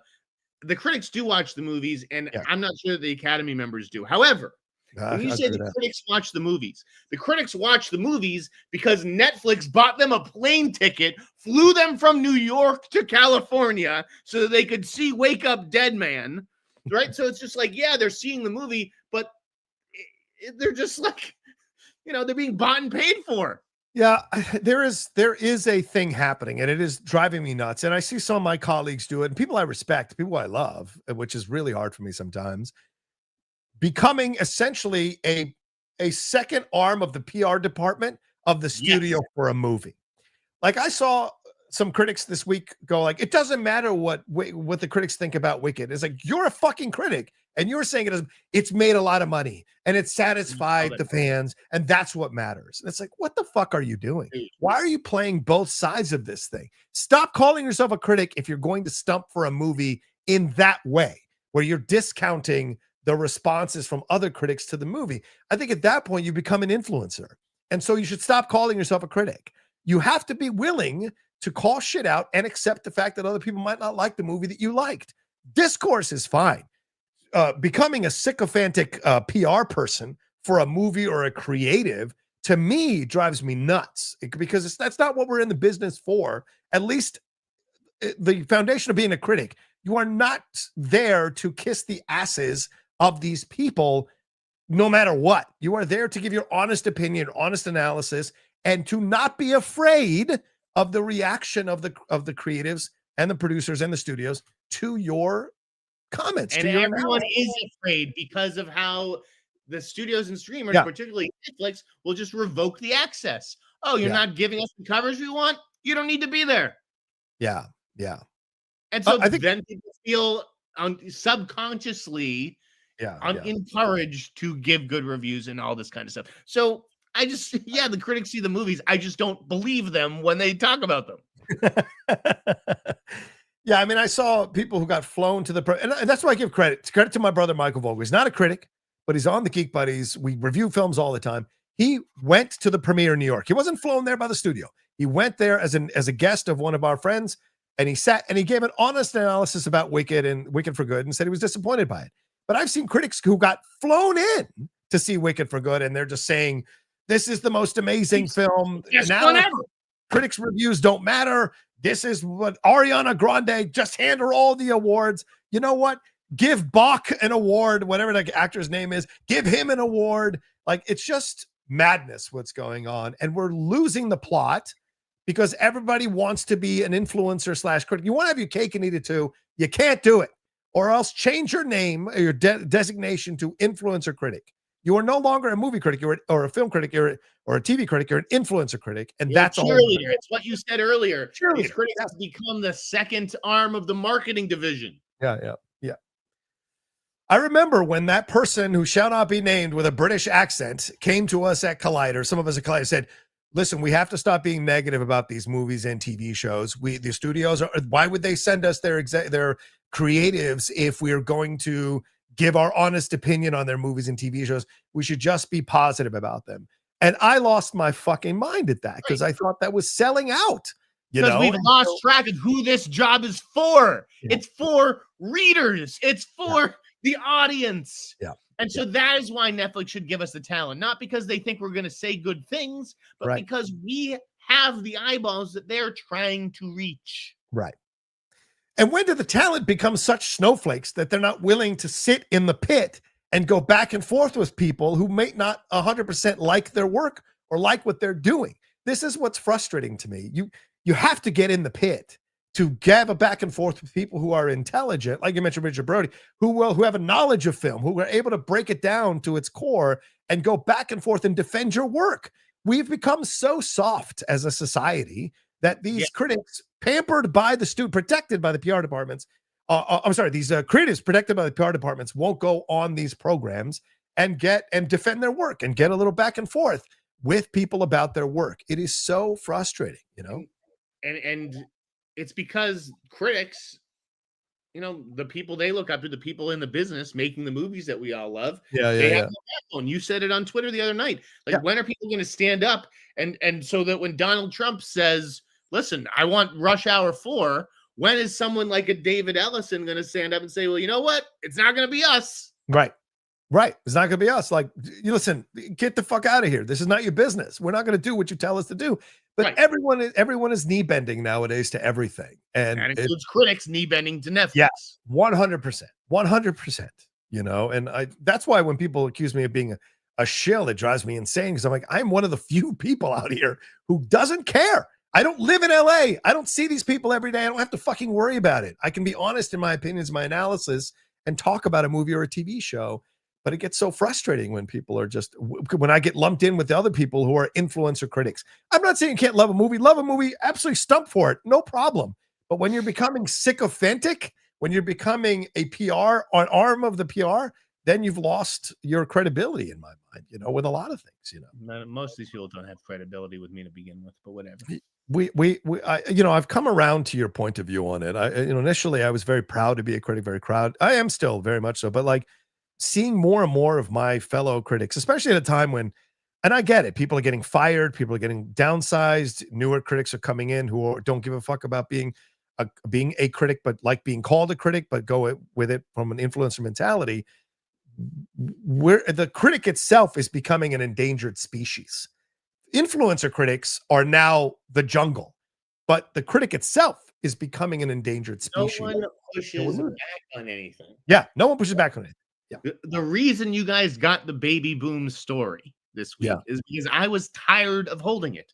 I felt like I had been respectful to Diane Keaton for 5 weeks or whatever. Right. And I needed a story to break. And now it's time.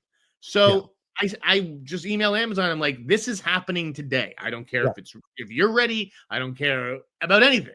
And so you have to force the hands. You have to take, because no one gives it to you. Right. They only give it to you if they know they can trust you and you're going to do exactly what they want. Right. Exactly. Yeah. When you see scoops happening in the big places, usually it's because they've been handed it by the studio. Usually. But yeah. KJ asked a great question, but do you feel some pressure to give positive review after you accept gifts from studios like lunchboxes? I don't. What I feel the pressure of is, do I need to post this on social media because the studio is sending me stuff? So it's more a matter of a courteous, polite thing. I didn't ask for any of this. The studio, like, I got a lot of swag. Like, Hamnet sent me a blanket. Netflix has sent me all kinds of things. Prime Video just sent me an advent calendar with 32 days.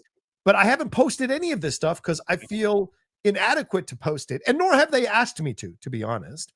And so, but I, as a courteous, polite person who sends me stuff, I don't know what to do with it. Do I post it or not? So yeah. It's an unspoken expectation. I felt like because I did used to receive some of that stuff, and now I don't anymore. And I think I stopped receiving it because I didn't post it. Right. Yeah. It's different. Like I just got the Downton Abbey 4K, which is out now, and they sent it to me. And that I don't mind because I like the movie. So I'll say, yes, guys, go get it, blah, blah, blah. But like posting the swag, That's just asking for people to go like, well, I don't believe your thoughts on the movie Your taste, right? you're posting swag. Question credibility, right? Exactly. So I have a battle about it all the time, and nothing against anybody who posts their swag because I get it, like Wendy and other people, I get it, but I'm just like on the fence about it all the time because I want to keep that at least level of credibility, All right. Anyway, anything? Before should we answer some questions, Jeff, or do you want to get into things we're thankful for? Do you want to say that for the end? We'll save it for the end. Okay, we're gonna save it for the end. Let's get into these questions, everybody. Sympathy of all things says Odyssey will be Nolan's most violent R-rated film. Jeff, do you agree? What is his most violent film now? I don't think he has a violent film. Oh, The Dark Knight? Batman, maybe? I mean, yeah, I guess it really wouldn't be Insomnia.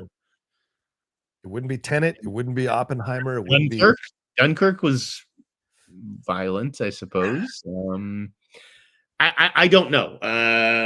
But yeah, I'm sure that the Odyssey will involve some violence, but it's not R-rated, is it? I don't know that it's R-rated. Yeah, I'd be very surprised if that movie was R-rated. Was Oppenheimer R-rated? I don't think so. Yeah, I don't know what it was rated. So I don't see it here as a rating. So it was Oppenheimer was R because there was nudity. Oh, right. Nudity. God forbid. Will there be nudity in the Odyssey? I don't know. Maybe. Enrique Neritu says, Jeff, I was listening to a podcast with Shawn O'Connell, and he was convincing people that The Shape of Water was a better film than The Departed. What the fuck? Oh, Shawn. I love Shawn. He writes some great books. Jeff, your thoughts on this? I mean, a crazy opinion. I mean, he's entitled to it. They're both Best Picture winners, but having worked on The Departed, I got to go with The Departed. I think The Departed is a much more resonant film. You might be able to argue that Shape of Water, like technically, is a better film because I think some of The Departed is a little cheeseball with Nicholson, but I still couldn't go with Shape of Water over Departed. I just couldn't. The highs in Departed are higher than any of the highs in Shape of Water. He also said, they said The Departed felt like someone trying to make a Scorsese film with bad Boston accents and the bad continuity editing. My brain hurt. That's now that I can't agree with. Jesus Christ, I can't agree with that. Yeah, they've got great accents. You're going to tell me Matt Damon has a bad Boston accent? Get out of here. Leo's accent. Brian O'Neill, B. Ratner is the most Trumper whoever trumped. Maybe. Definitely. The guy got excommunicated but from Hollywood, and he saw one opportunity. He's like, this is my way back in, is kissing the ring. And he was like, I will do it. I saw someone posted Zachary Levi immediately called Trump to get him to do Shazam 3. Cartoon 49 says, did you see Paramount 2026 lineup? It doesn't look good. I didn't see it. It's definitely going to be a rough couple of years, the next couple of years for Paramount. And that may be why Ellison is so gung-ho about getting Warner Brothers, because he's like, we're in rough shape here. Yeah, maybe. Enrico is back, says, Jeff, do I have this right? Didn't UFC fighter Brendan Shaw block you on Twitter? What did you say to him? Is that true? No idea who that is. Wow. Never. Yeah. Who is Brendan Shaw? I have no idea either. Dancing Dog could name a UFC fighter. Let me see. Brendan Shaw. You could name Ronda Rousey, I think. He looks like a douchebag. We don't know if he blocked you. Don't go after him. Especially a UFC fighter. Those guys will hit you. Dancing Dog 60. Why would someone dress up in full costume to sit to watch a film? Saw a kid in full stormtrooper gear watching the final Star Wars film. Fun? Really? Dancing Dog, what's wrong with you? People dress up to watch films and enjoy films however they. I saw a guy wearing a Qui-Gon Jinn robe and outfit at a recent Star Wars screening. Why would that be an issue? People love to dress up. I am blocked, although I can still view all his posts. So what does blocking somebody even mean these days? If I can still see everything that he's saying, yeah, that's weird. You can't follow or message him. What a shame. I love how he blocked you, but he didn't tell you why he blocked you. I don't know who this person is. I could give two shits about him. All right. Dancing Dog 60 t-shirt, yes, but full gear, they aren't in the movie. Oh, so what do you say to people who wear jerseys to football games? Do you say the same thing? You're not playing on the field. Why are you wearing a jersey? Come on. It's nonsense. Jeff, do you have an issue with any of this? No. With wearing what? dressing up in like Star Wars gear to go see a movie of a Star Wars movie. That's part of it. Have fun.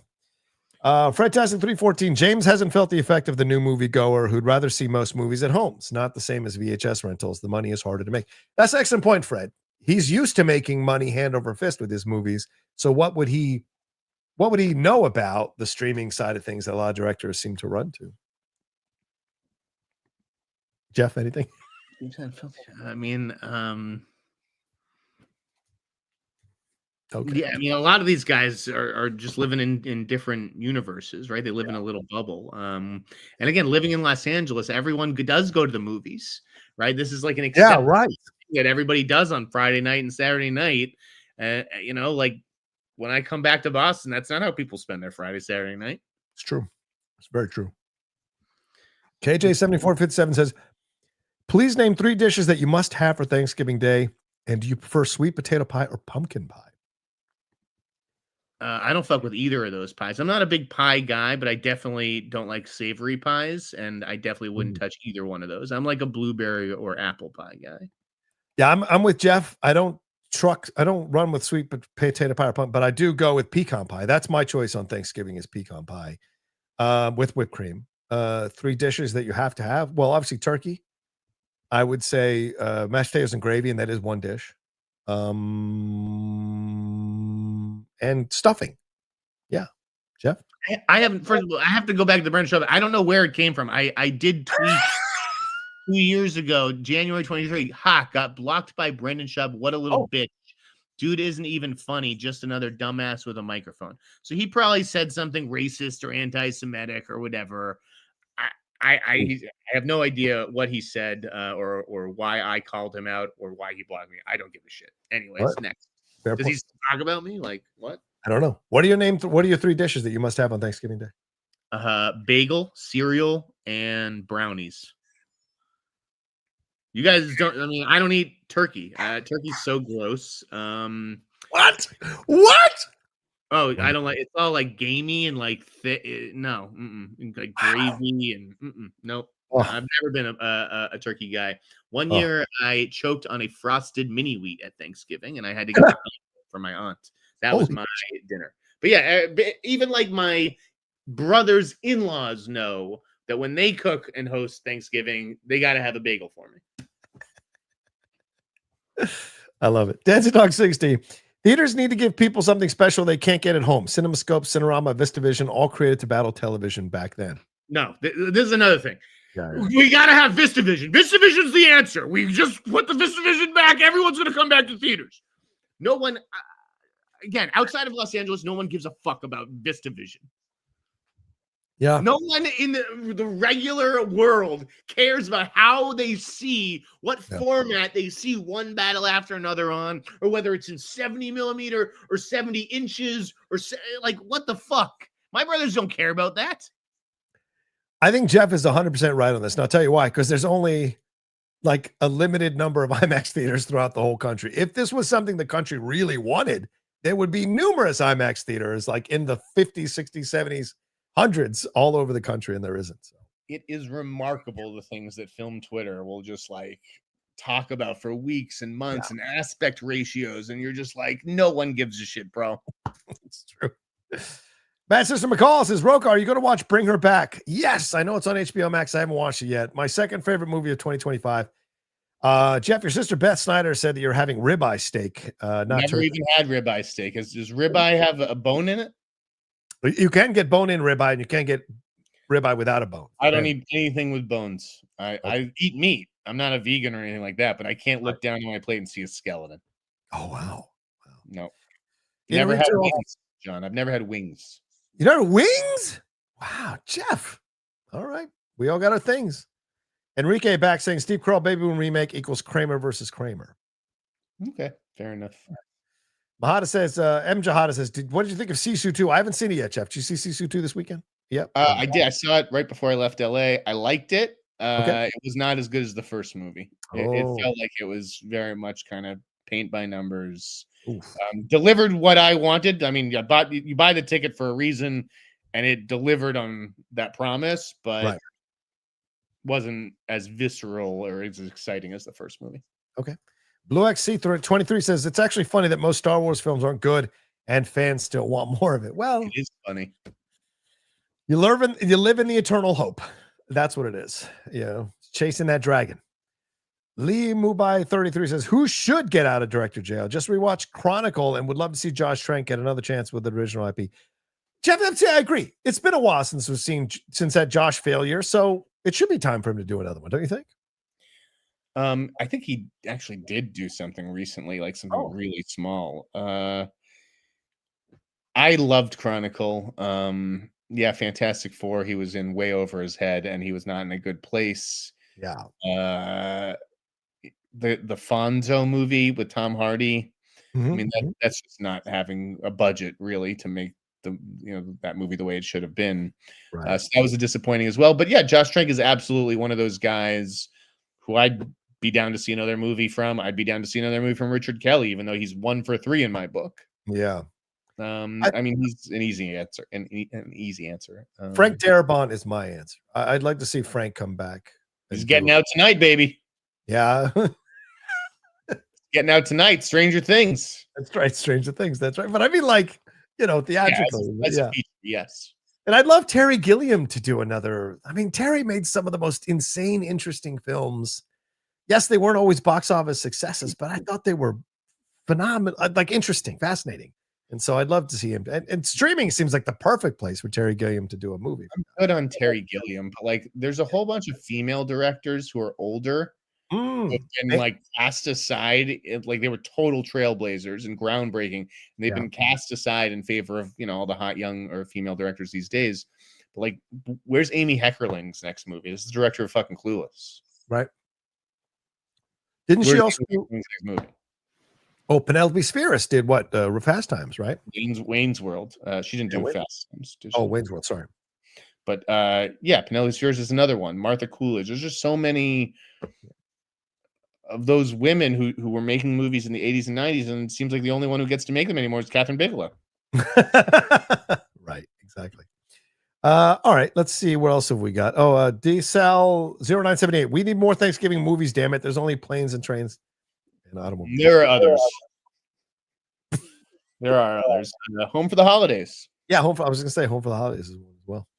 But I agree, there should be more. Brian _0 O'Neill says Brady Noon for Ferris Bueller's Son in the sequel.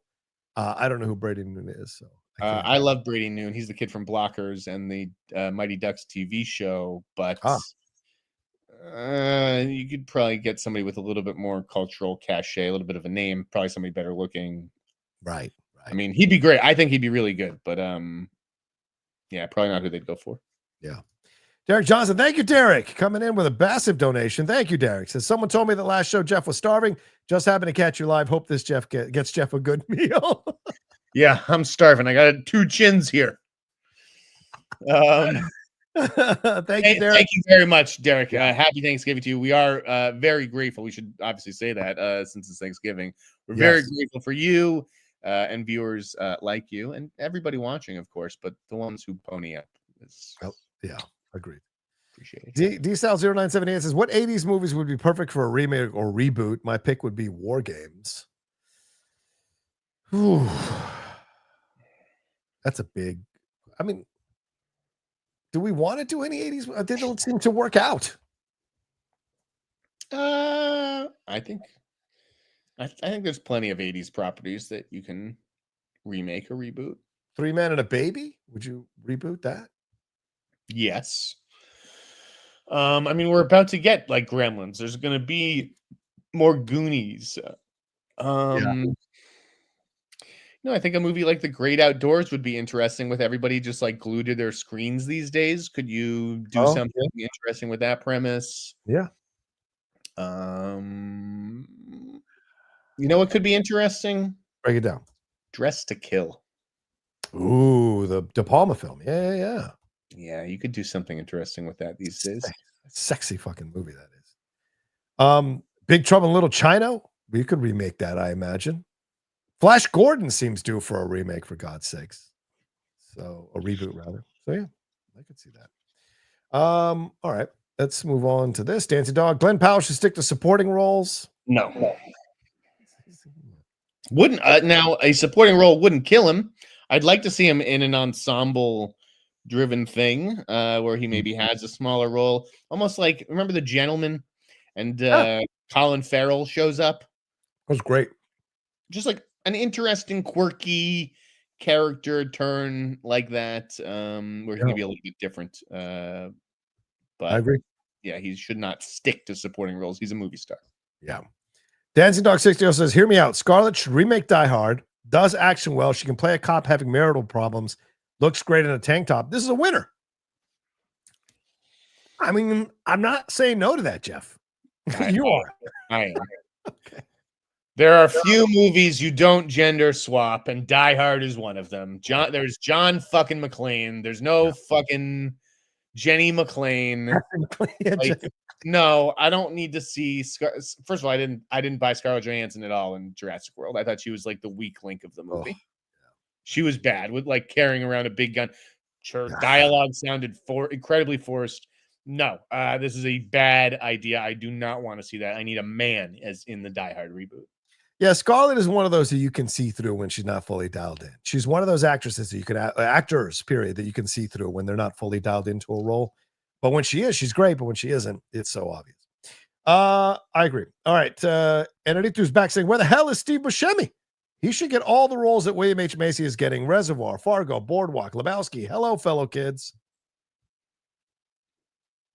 He's a great character actor. I mean, I don't know where he is or what he's up to. He obviously popped up in the studio briefly. You know, with guys at this age, you always have to, particularly guys like him who spent a lot of time around ground zero. Oh, yeah, right. That's right. You have to wonder about health. Yeah. Former firefighter, Steve Buscemi. Not to say that there's, you know, that Steve Buscemi is unwell or anything's going on with him, but sometimes when people disappear for a while, that is what's going on. You just got aggregated for that. Well, he's voiced a character in the recent Star Wars Visions. He did 8 episodes of Wednesday for the second season. Oh, what? I didn't realize that. He was in Happy Gilmore 2. He did 4 episodes of Poker Face voiceover. I remember him in that. He did that Animal Farm film that nobody saw. The Studio, they said the episode. He was the voice in Transformers 1, the recent animated film from last year. These are voice roles. This is, you know, there's a you're seeing the pattern here, right? Yeah. Why can't we get Steve Buscemi on camera in Poker Face? Now he's just going to be in a truck, like a truck voice. Like it could also be that he made his money, man, and he is just like happy, fucking just doing little things when he wants to, and he doesn't have to go and be on screen all the time because you couldn't avoid him in the 90s and early 2000s. Yeah. Matt McCall says, how do you get in Critics' Choice? I want the app access. Well, you work at it. You do a bunch of reviews. You make connections, and you get selected, and you apply. That's how it works, Matt McCall. Like anything else in life, you got to work for it, apply, do good work, and hopefully get approved. There you go. Erie Huna, see, you're just thinking of the benefits. Like they're just handing them out like candy. No, that's not how it works. Erie Hunam says, sending gratitude and appreciation from Ayatora, New Zealand. Love your work. Thank you. New Zealand, Jeff. That's how you actually pronounce that, then that's the most impressed I've been this episode with you. If you just nailed the pronunciation of that place on the first try, I will tip this cap to you. I'd be surprised if I did it. Although I do watch a lot of New Zealand content because my lady lived in New Zealand for 2 years. But yeah, I'd be surprised if I got that. Someone familiar with New Zealand, tell me if he nailed that, because if he did, I'll be very impressed. AOTR. You were doing so good before. I know. You got me thinking about it now. You had confidence, right? You just first movie following. Yes. Yeah, it's a good movie. I like that movie. It's not his best work, but I like it. Yeah, it was a good debut. Yes. He says, what can I say? I'm cranky. Yeah, I would never wear a grown man's name on my back. Jerseys are for kids, in my opinion. I love you guys, though. I some people have that point of view. It's a weird point of view to me. Like, how do you express your love of something? You know, your fandom of something. It's a way of showing people. I mean, it's a little weird, I think, to maybe have a younger man's name on my back. But wait, you wouldn't get a Drake May jersey, you lying son of a bitch? You would absolutely get a Drake May jersey. Don't fucking lie. I don't know that I would. I don't know that I'd get like a Jason Tatum or a Jaylen Brown jersey, but I don't feel weird having like Larry Bird on my back because I grew up with Larry Bird. Right. Right. He's of your generation. Right. I agree with that. Dennis Hoffman says, can't join live. People putting calls at 2 p.m. before Thanksgiving. Sending lots of love to you, fellas. Thank you, Dennis. Love the new haircut, bro. Look at that. Took it off the top. A little off the top. Sharp. They got to remake The Warriors at some point, says Dancing Dog 60. Not a bad idea. Yeah. I could see that happening. Especially because gang culture has kind of changed a lot. So Enrique also says, I think Brendan Schaub said Life of Chuck was the best Stephen King, or Shape of Water is better than The Departed. Yeah. I think this person's just trolling us now at this point. Yeah, probably. Yeah, Life of Chuck. Jesus Christ. Robert Sanchez is Kathleen Kennedy still leaving Lucasfilm in January, Jeff? As far as I know. There you go. But ultimately, Kathleen Kennedy's going to leave whenever the fuck she wants. Not when I say, not when anyone else tells her to. That's true. 100%. LJ Films 1 says, John, are you liking Ghosts of Yote? Great game. Yes. I was up till 2 a.m. the last 2 nights playing the game. I got to stop because it's now getting good. It took a little while to get into the game. Now that we're getting into the story stuff, now I'm fucking crazy engrossed. So I have to limit my time on it. But yeah, highly recommended. And I think it's discounted on Black Friday for anybody who wants to get it. Mr. G Movie Reviews, you are correct. Brady Noon is the kid from Good Boys, not Blockers. I don't know why I was confusing the two of them. Sorry. Paul Hitchcock says, thoughts on Max Landis? Not looking for a dog pile, but as we're talking about who should get out of Hollywood jail, curious on your thoughts about him. Jeff, you're kind of sweet on Max Landis. Do you agree on this? I do like Max. I've actually invited him on the show before. I mean, this is the hot mic, like kind of the perfect space for Max Landis to discuss what's been going on with him. But you know what? He still creates. He still writes. I admire that because even though, you know, the industry may have turned its back on him, like he doesn't care, right? It's like, hey, this is what I do. This is who I am. I'm a writer. I'm going to keep writing shit. And, you know, maybe people will turn around on me.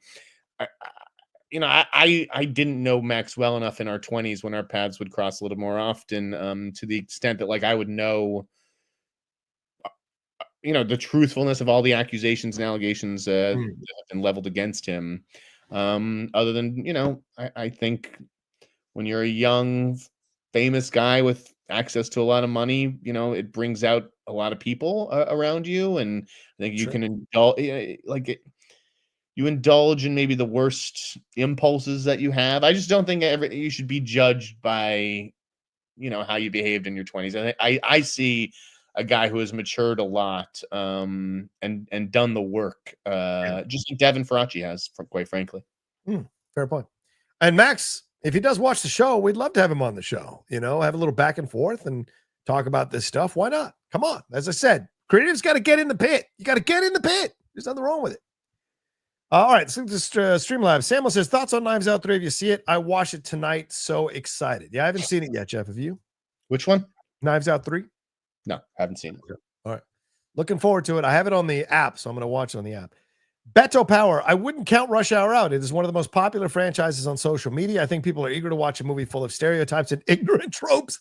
Don't be surprised if it's success. Slow down, baby. No, I would be very surprised if it's a success. And people liking something and people going to see a new version of it are two different things. Right. Exactly. Like I could see people liking it, but I just don't think it would be enough people. Right. Right. Grant Houndcall says, hola from Spain. Hey, this is the first time I've caught your show by pure chance. And I just wanted to say, hola, ¿qué tal? And contribute a little bit. Spend it wisely. Appreciate your hard work, gentlemen. Abrazos, which means hugs in Spanish. So, gracias. Got anything Spanish to say to this man, Jeff? No. That was Spanish, by the way. It was. Samuel says, since this Thanksgiving, what movies that have come out this year are you thankful for? The movies I'm thankful for are Sinners, One Battle After Another, Weapons, Superman, and Del Toro's Frankenstein. We'll get into that after the questions, and we'll give thanks for a few things before we put a pin on that, Samuel. Chris says, hey guys, did you see the R-rated teen comedy Glenn Powell and Dan Cohen's Barnstorm sold to Paramount?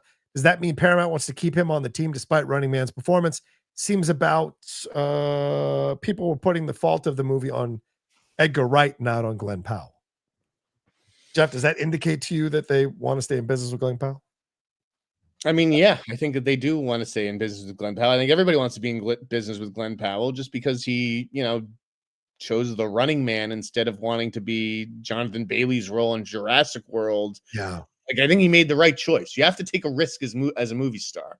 Yeah. You can't just make the safe choice. So I can't blame him for doing Running Man. Yeah, I blame Edgar Wright for not bringing enough Edgar Wrightness to it. And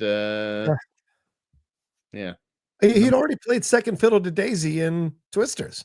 So maybe he was like, I don't want to be lost in these kinds of typecast in these kinds of roles. I want to lead. So that's the question is, does Glenn go back to Twisters? Does he push for a sequel to that movie? I mean, yeah, it wasn't a home run, but it was a solid double at least. Yeah, I would say so. Dominique, Jeff and John, can Hollywood stop making Joe Alwyn the next thing? He is never going to happen. He's terrible in every movie he does for 5 minutes or 10 minutes. Only reason he gets roles was because he's Taylor Swift's ex-boyfriend. That's it. That's utterly horseshit. That's utter horseshit. Wild.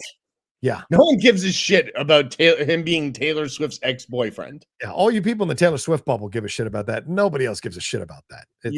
That is such a crazy comment. I think Joe Alwyn, I'll be with you. I'm like, okay, fine. He's never gonna happen as a lead, but he could be a fine working actor. I mean, he was in The Brutalist and he did a damn good job, right? I thought he's damn good in Hamlet. He plays what's her face's brother. So yeah, Jesse Buckley's brother. Yeah. And you're not done with him because he's about to be in Hamlet, a movie that is coming out. He's playing Laertes with Riz Ahmed. So I imagine that's a British production. But yeah, I like Joe as an actor. I don't give a fuck because listen, I'm not one of these people that's on the train that Taylor Swift is the victim in all her relationships. So excuse me, but I don't believe that in any way, shape, or form. It takes two to fuck up a relationship, and all the Swifties and the Swift heads who think she's untouchable and everything she says is gold need to wake the fuck up. She's a human being, you know. Can someone even unpack that though? So it's like, so you think that in the casting director and the director are talking, they're like, well, what about that guy who was Taylor Swift's ex-boyfriend? Can we get him because the Taylor Swift fans are going to show up to support her ex-boyfriend? Like, what? No. Where's the logic in this? The Taylor Swift heads hate him. As soon as they go after him all the time. It's so ridiculous. So you'd rather cast, if you're going to cast the Swifties to get them to watch, you cast Travis Kelce. You wouldn't cast Joe Alwyn. Yeah, makes no sense. Emily, Jeff, and John, do you have any updates on Taylor Swift's movie from Searchlight Pictures? Love the show, by the way. Thank you, Emily. I'm sorry if you're a Swift-headed, we hurt your feelings, but I don't know anything about it, Jeff. I don't have any other updates other than what I last reported, which was Alice Birch rewrote the script, even though Searchlight swore they didn't, even though my sources were like, I'm holding it in my hand. I'm reading it right now. So thanks, Searchlight. There you go. Hey, Skywalker says, I'm thankful for the hot mic on this day. Happy holidays, Jeff and John. Thank you. Thank you. Yeah. Samuel says, saw Megalopolis for the first time yesterday. What the hell was that? I almost stopped watching the movie. FFC is a legend, Hall of Famer, but some great director can't be as great as Spielberg, Scorsese. Oh, Francis Ford Coppola is a legendary Hall of Fame director, but some directors just can't be as great as Spielberg or Scorsese in their older ages. Which are the once great directors that need to hang it up? Probably Michael Mann, if he too doesn't fucking work out. I'll tell you that right now. Directors who need to hang it up. Yeah, like legendary directors who need to hang it up. I'm not a big fan of. I don't think any legendary directors need to hang it up. You don't think Coppola should stop making movies? Francis Ford Coppola. No. Okay. All right. Fair point. You never know what can happen. All right, that's that one, and then one last super chat, or two of them actually. Eerie Human says, pronounce Aotearoa like an Hispanic word. Vowels are similar. Roll the R. So maybe that's why I said it right the first time, Jeff, because I speak Spanish. So Aotearoa. Aotearoa is what I would say it. Thank you, Eerie Hunam. I appreciate it. We appreciate you. Brandon B 23199. I'm excited to see the Never return. Oh, I'm excited to see Nev Campbell return to Scream. I always felt she should have more control in the franchise. If they do a few more films, they could have a say in being one of the top horror franchises ever. Jeff, I would argue they still are. They already are. Wouldn't you? Yeah, it's definitely one of the biggest horror franchises ever. I mean, Ghostface is up there with, Freddy and Jason these days. Yeah, there's not a lot of, horror icons that have emerged in the last few decades. You've got Ghostface, you've got Terrifier, might be a couple more, but that's it. And I'm excited to see her return as well as a big Scream guy. I I think if these movies are about Sidney Prescott, and when they veer from that, they're not very good. There you go. All right, that was the last super chat. So let's get into things we should be thankful, or we are thankful for here as we wrap up the show, brother man. All right, Johnny, I'm grateful for you, my co-host, and for our loyal viewers who have stuck with us over the years. Yes. I'm thankful for, so we are doing this on FYC tomorrow, so I'm not going to repeat myself. Okay. I'm thankful for Night Call. Okay. Which is that movie that was on Hulu about a black locksmith who opens the wrong door. That's one of my three things. Okay. I'm going to go with Sketch. Oh yeah, good. Movie Sketch, and just like the kids in that movie, I thought they were very, very well cast. Movie showed a lot of creativity. And then for my third film, I'm gonna go with Pony Boy. I really think River Gallo impressed the hell out of me with Pony Boy. Dylan O'Brien, I thought was great. We've talked about the O'Brien Renaissance, I think, is upon us. Yeah, those are some of the things that I was grateful for this year at the movies, and tune into FYC tomorrow morning for a few more. John, what about you? Yeah, I'm grateful for you as well, brother. Love doing the show with you. You know, even when we battle, I still enjoy doing the show with you. It's one thing I love, the purity of our show and the approach we have to the show. So I'll always be grateful for it. Grateful to everybody, or thankful rather, thankful for everybody who follows and watches, and the new people we've picked up over the last year since last Thanksgiving. All the Streamlabs and Super Chats you guys send in every week to support the show mean so much to me. I'm thankful for my lady, 7 years now, 7.5 years, whoever saw that coming. So I come home to a happy home. We got our Christmas tree yesterday. I'm very thankful for that. And I'm thankful for all the people who subscribe to the channel, enjoy all the content, leave really great comments, thought-provoking comments on all the stuff.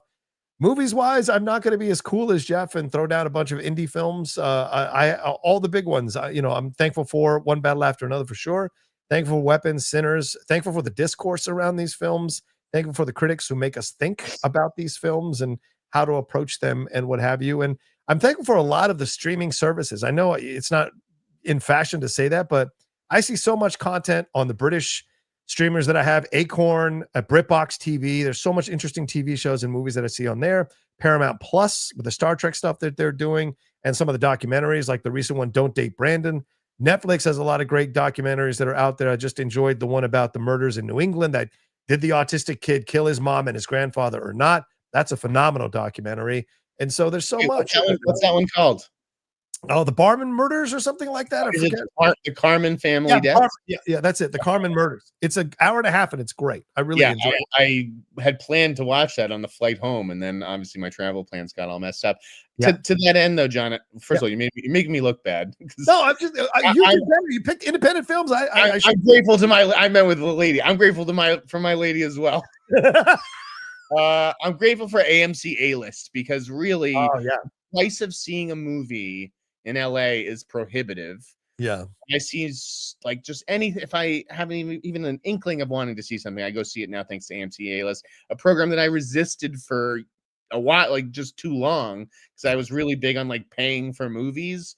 Well, yeah, AMC is it's fantastic. And the convenience of it and being able to make reservations for your friends and to cancel 5 minutes before. Love it. Grateful for all the Insider subscribers as well. I just wanted to throw that out there. And so if you're watching and you want to buy yourself a gift for the holidays or a gift for a movie lover in your life, get a subscription to the Insider. And if you need a discount, let me know. The discount code this week is Turkey. There you go, Turkey. And to everybody who has stayed, who has been with us from the beginning or has been with us for a long time, I really thank you guys, because you guys are the foundation of our show, coming back every week. People like Karen coming back every week, Salvation, all to talk about all this kind of stuff. Matt, Sinister, McCall, all of them give a lot of love to the regulars here as well. We love you all madly. All right, well, that's it for us. Take care of yourselves. Be well. Be safe.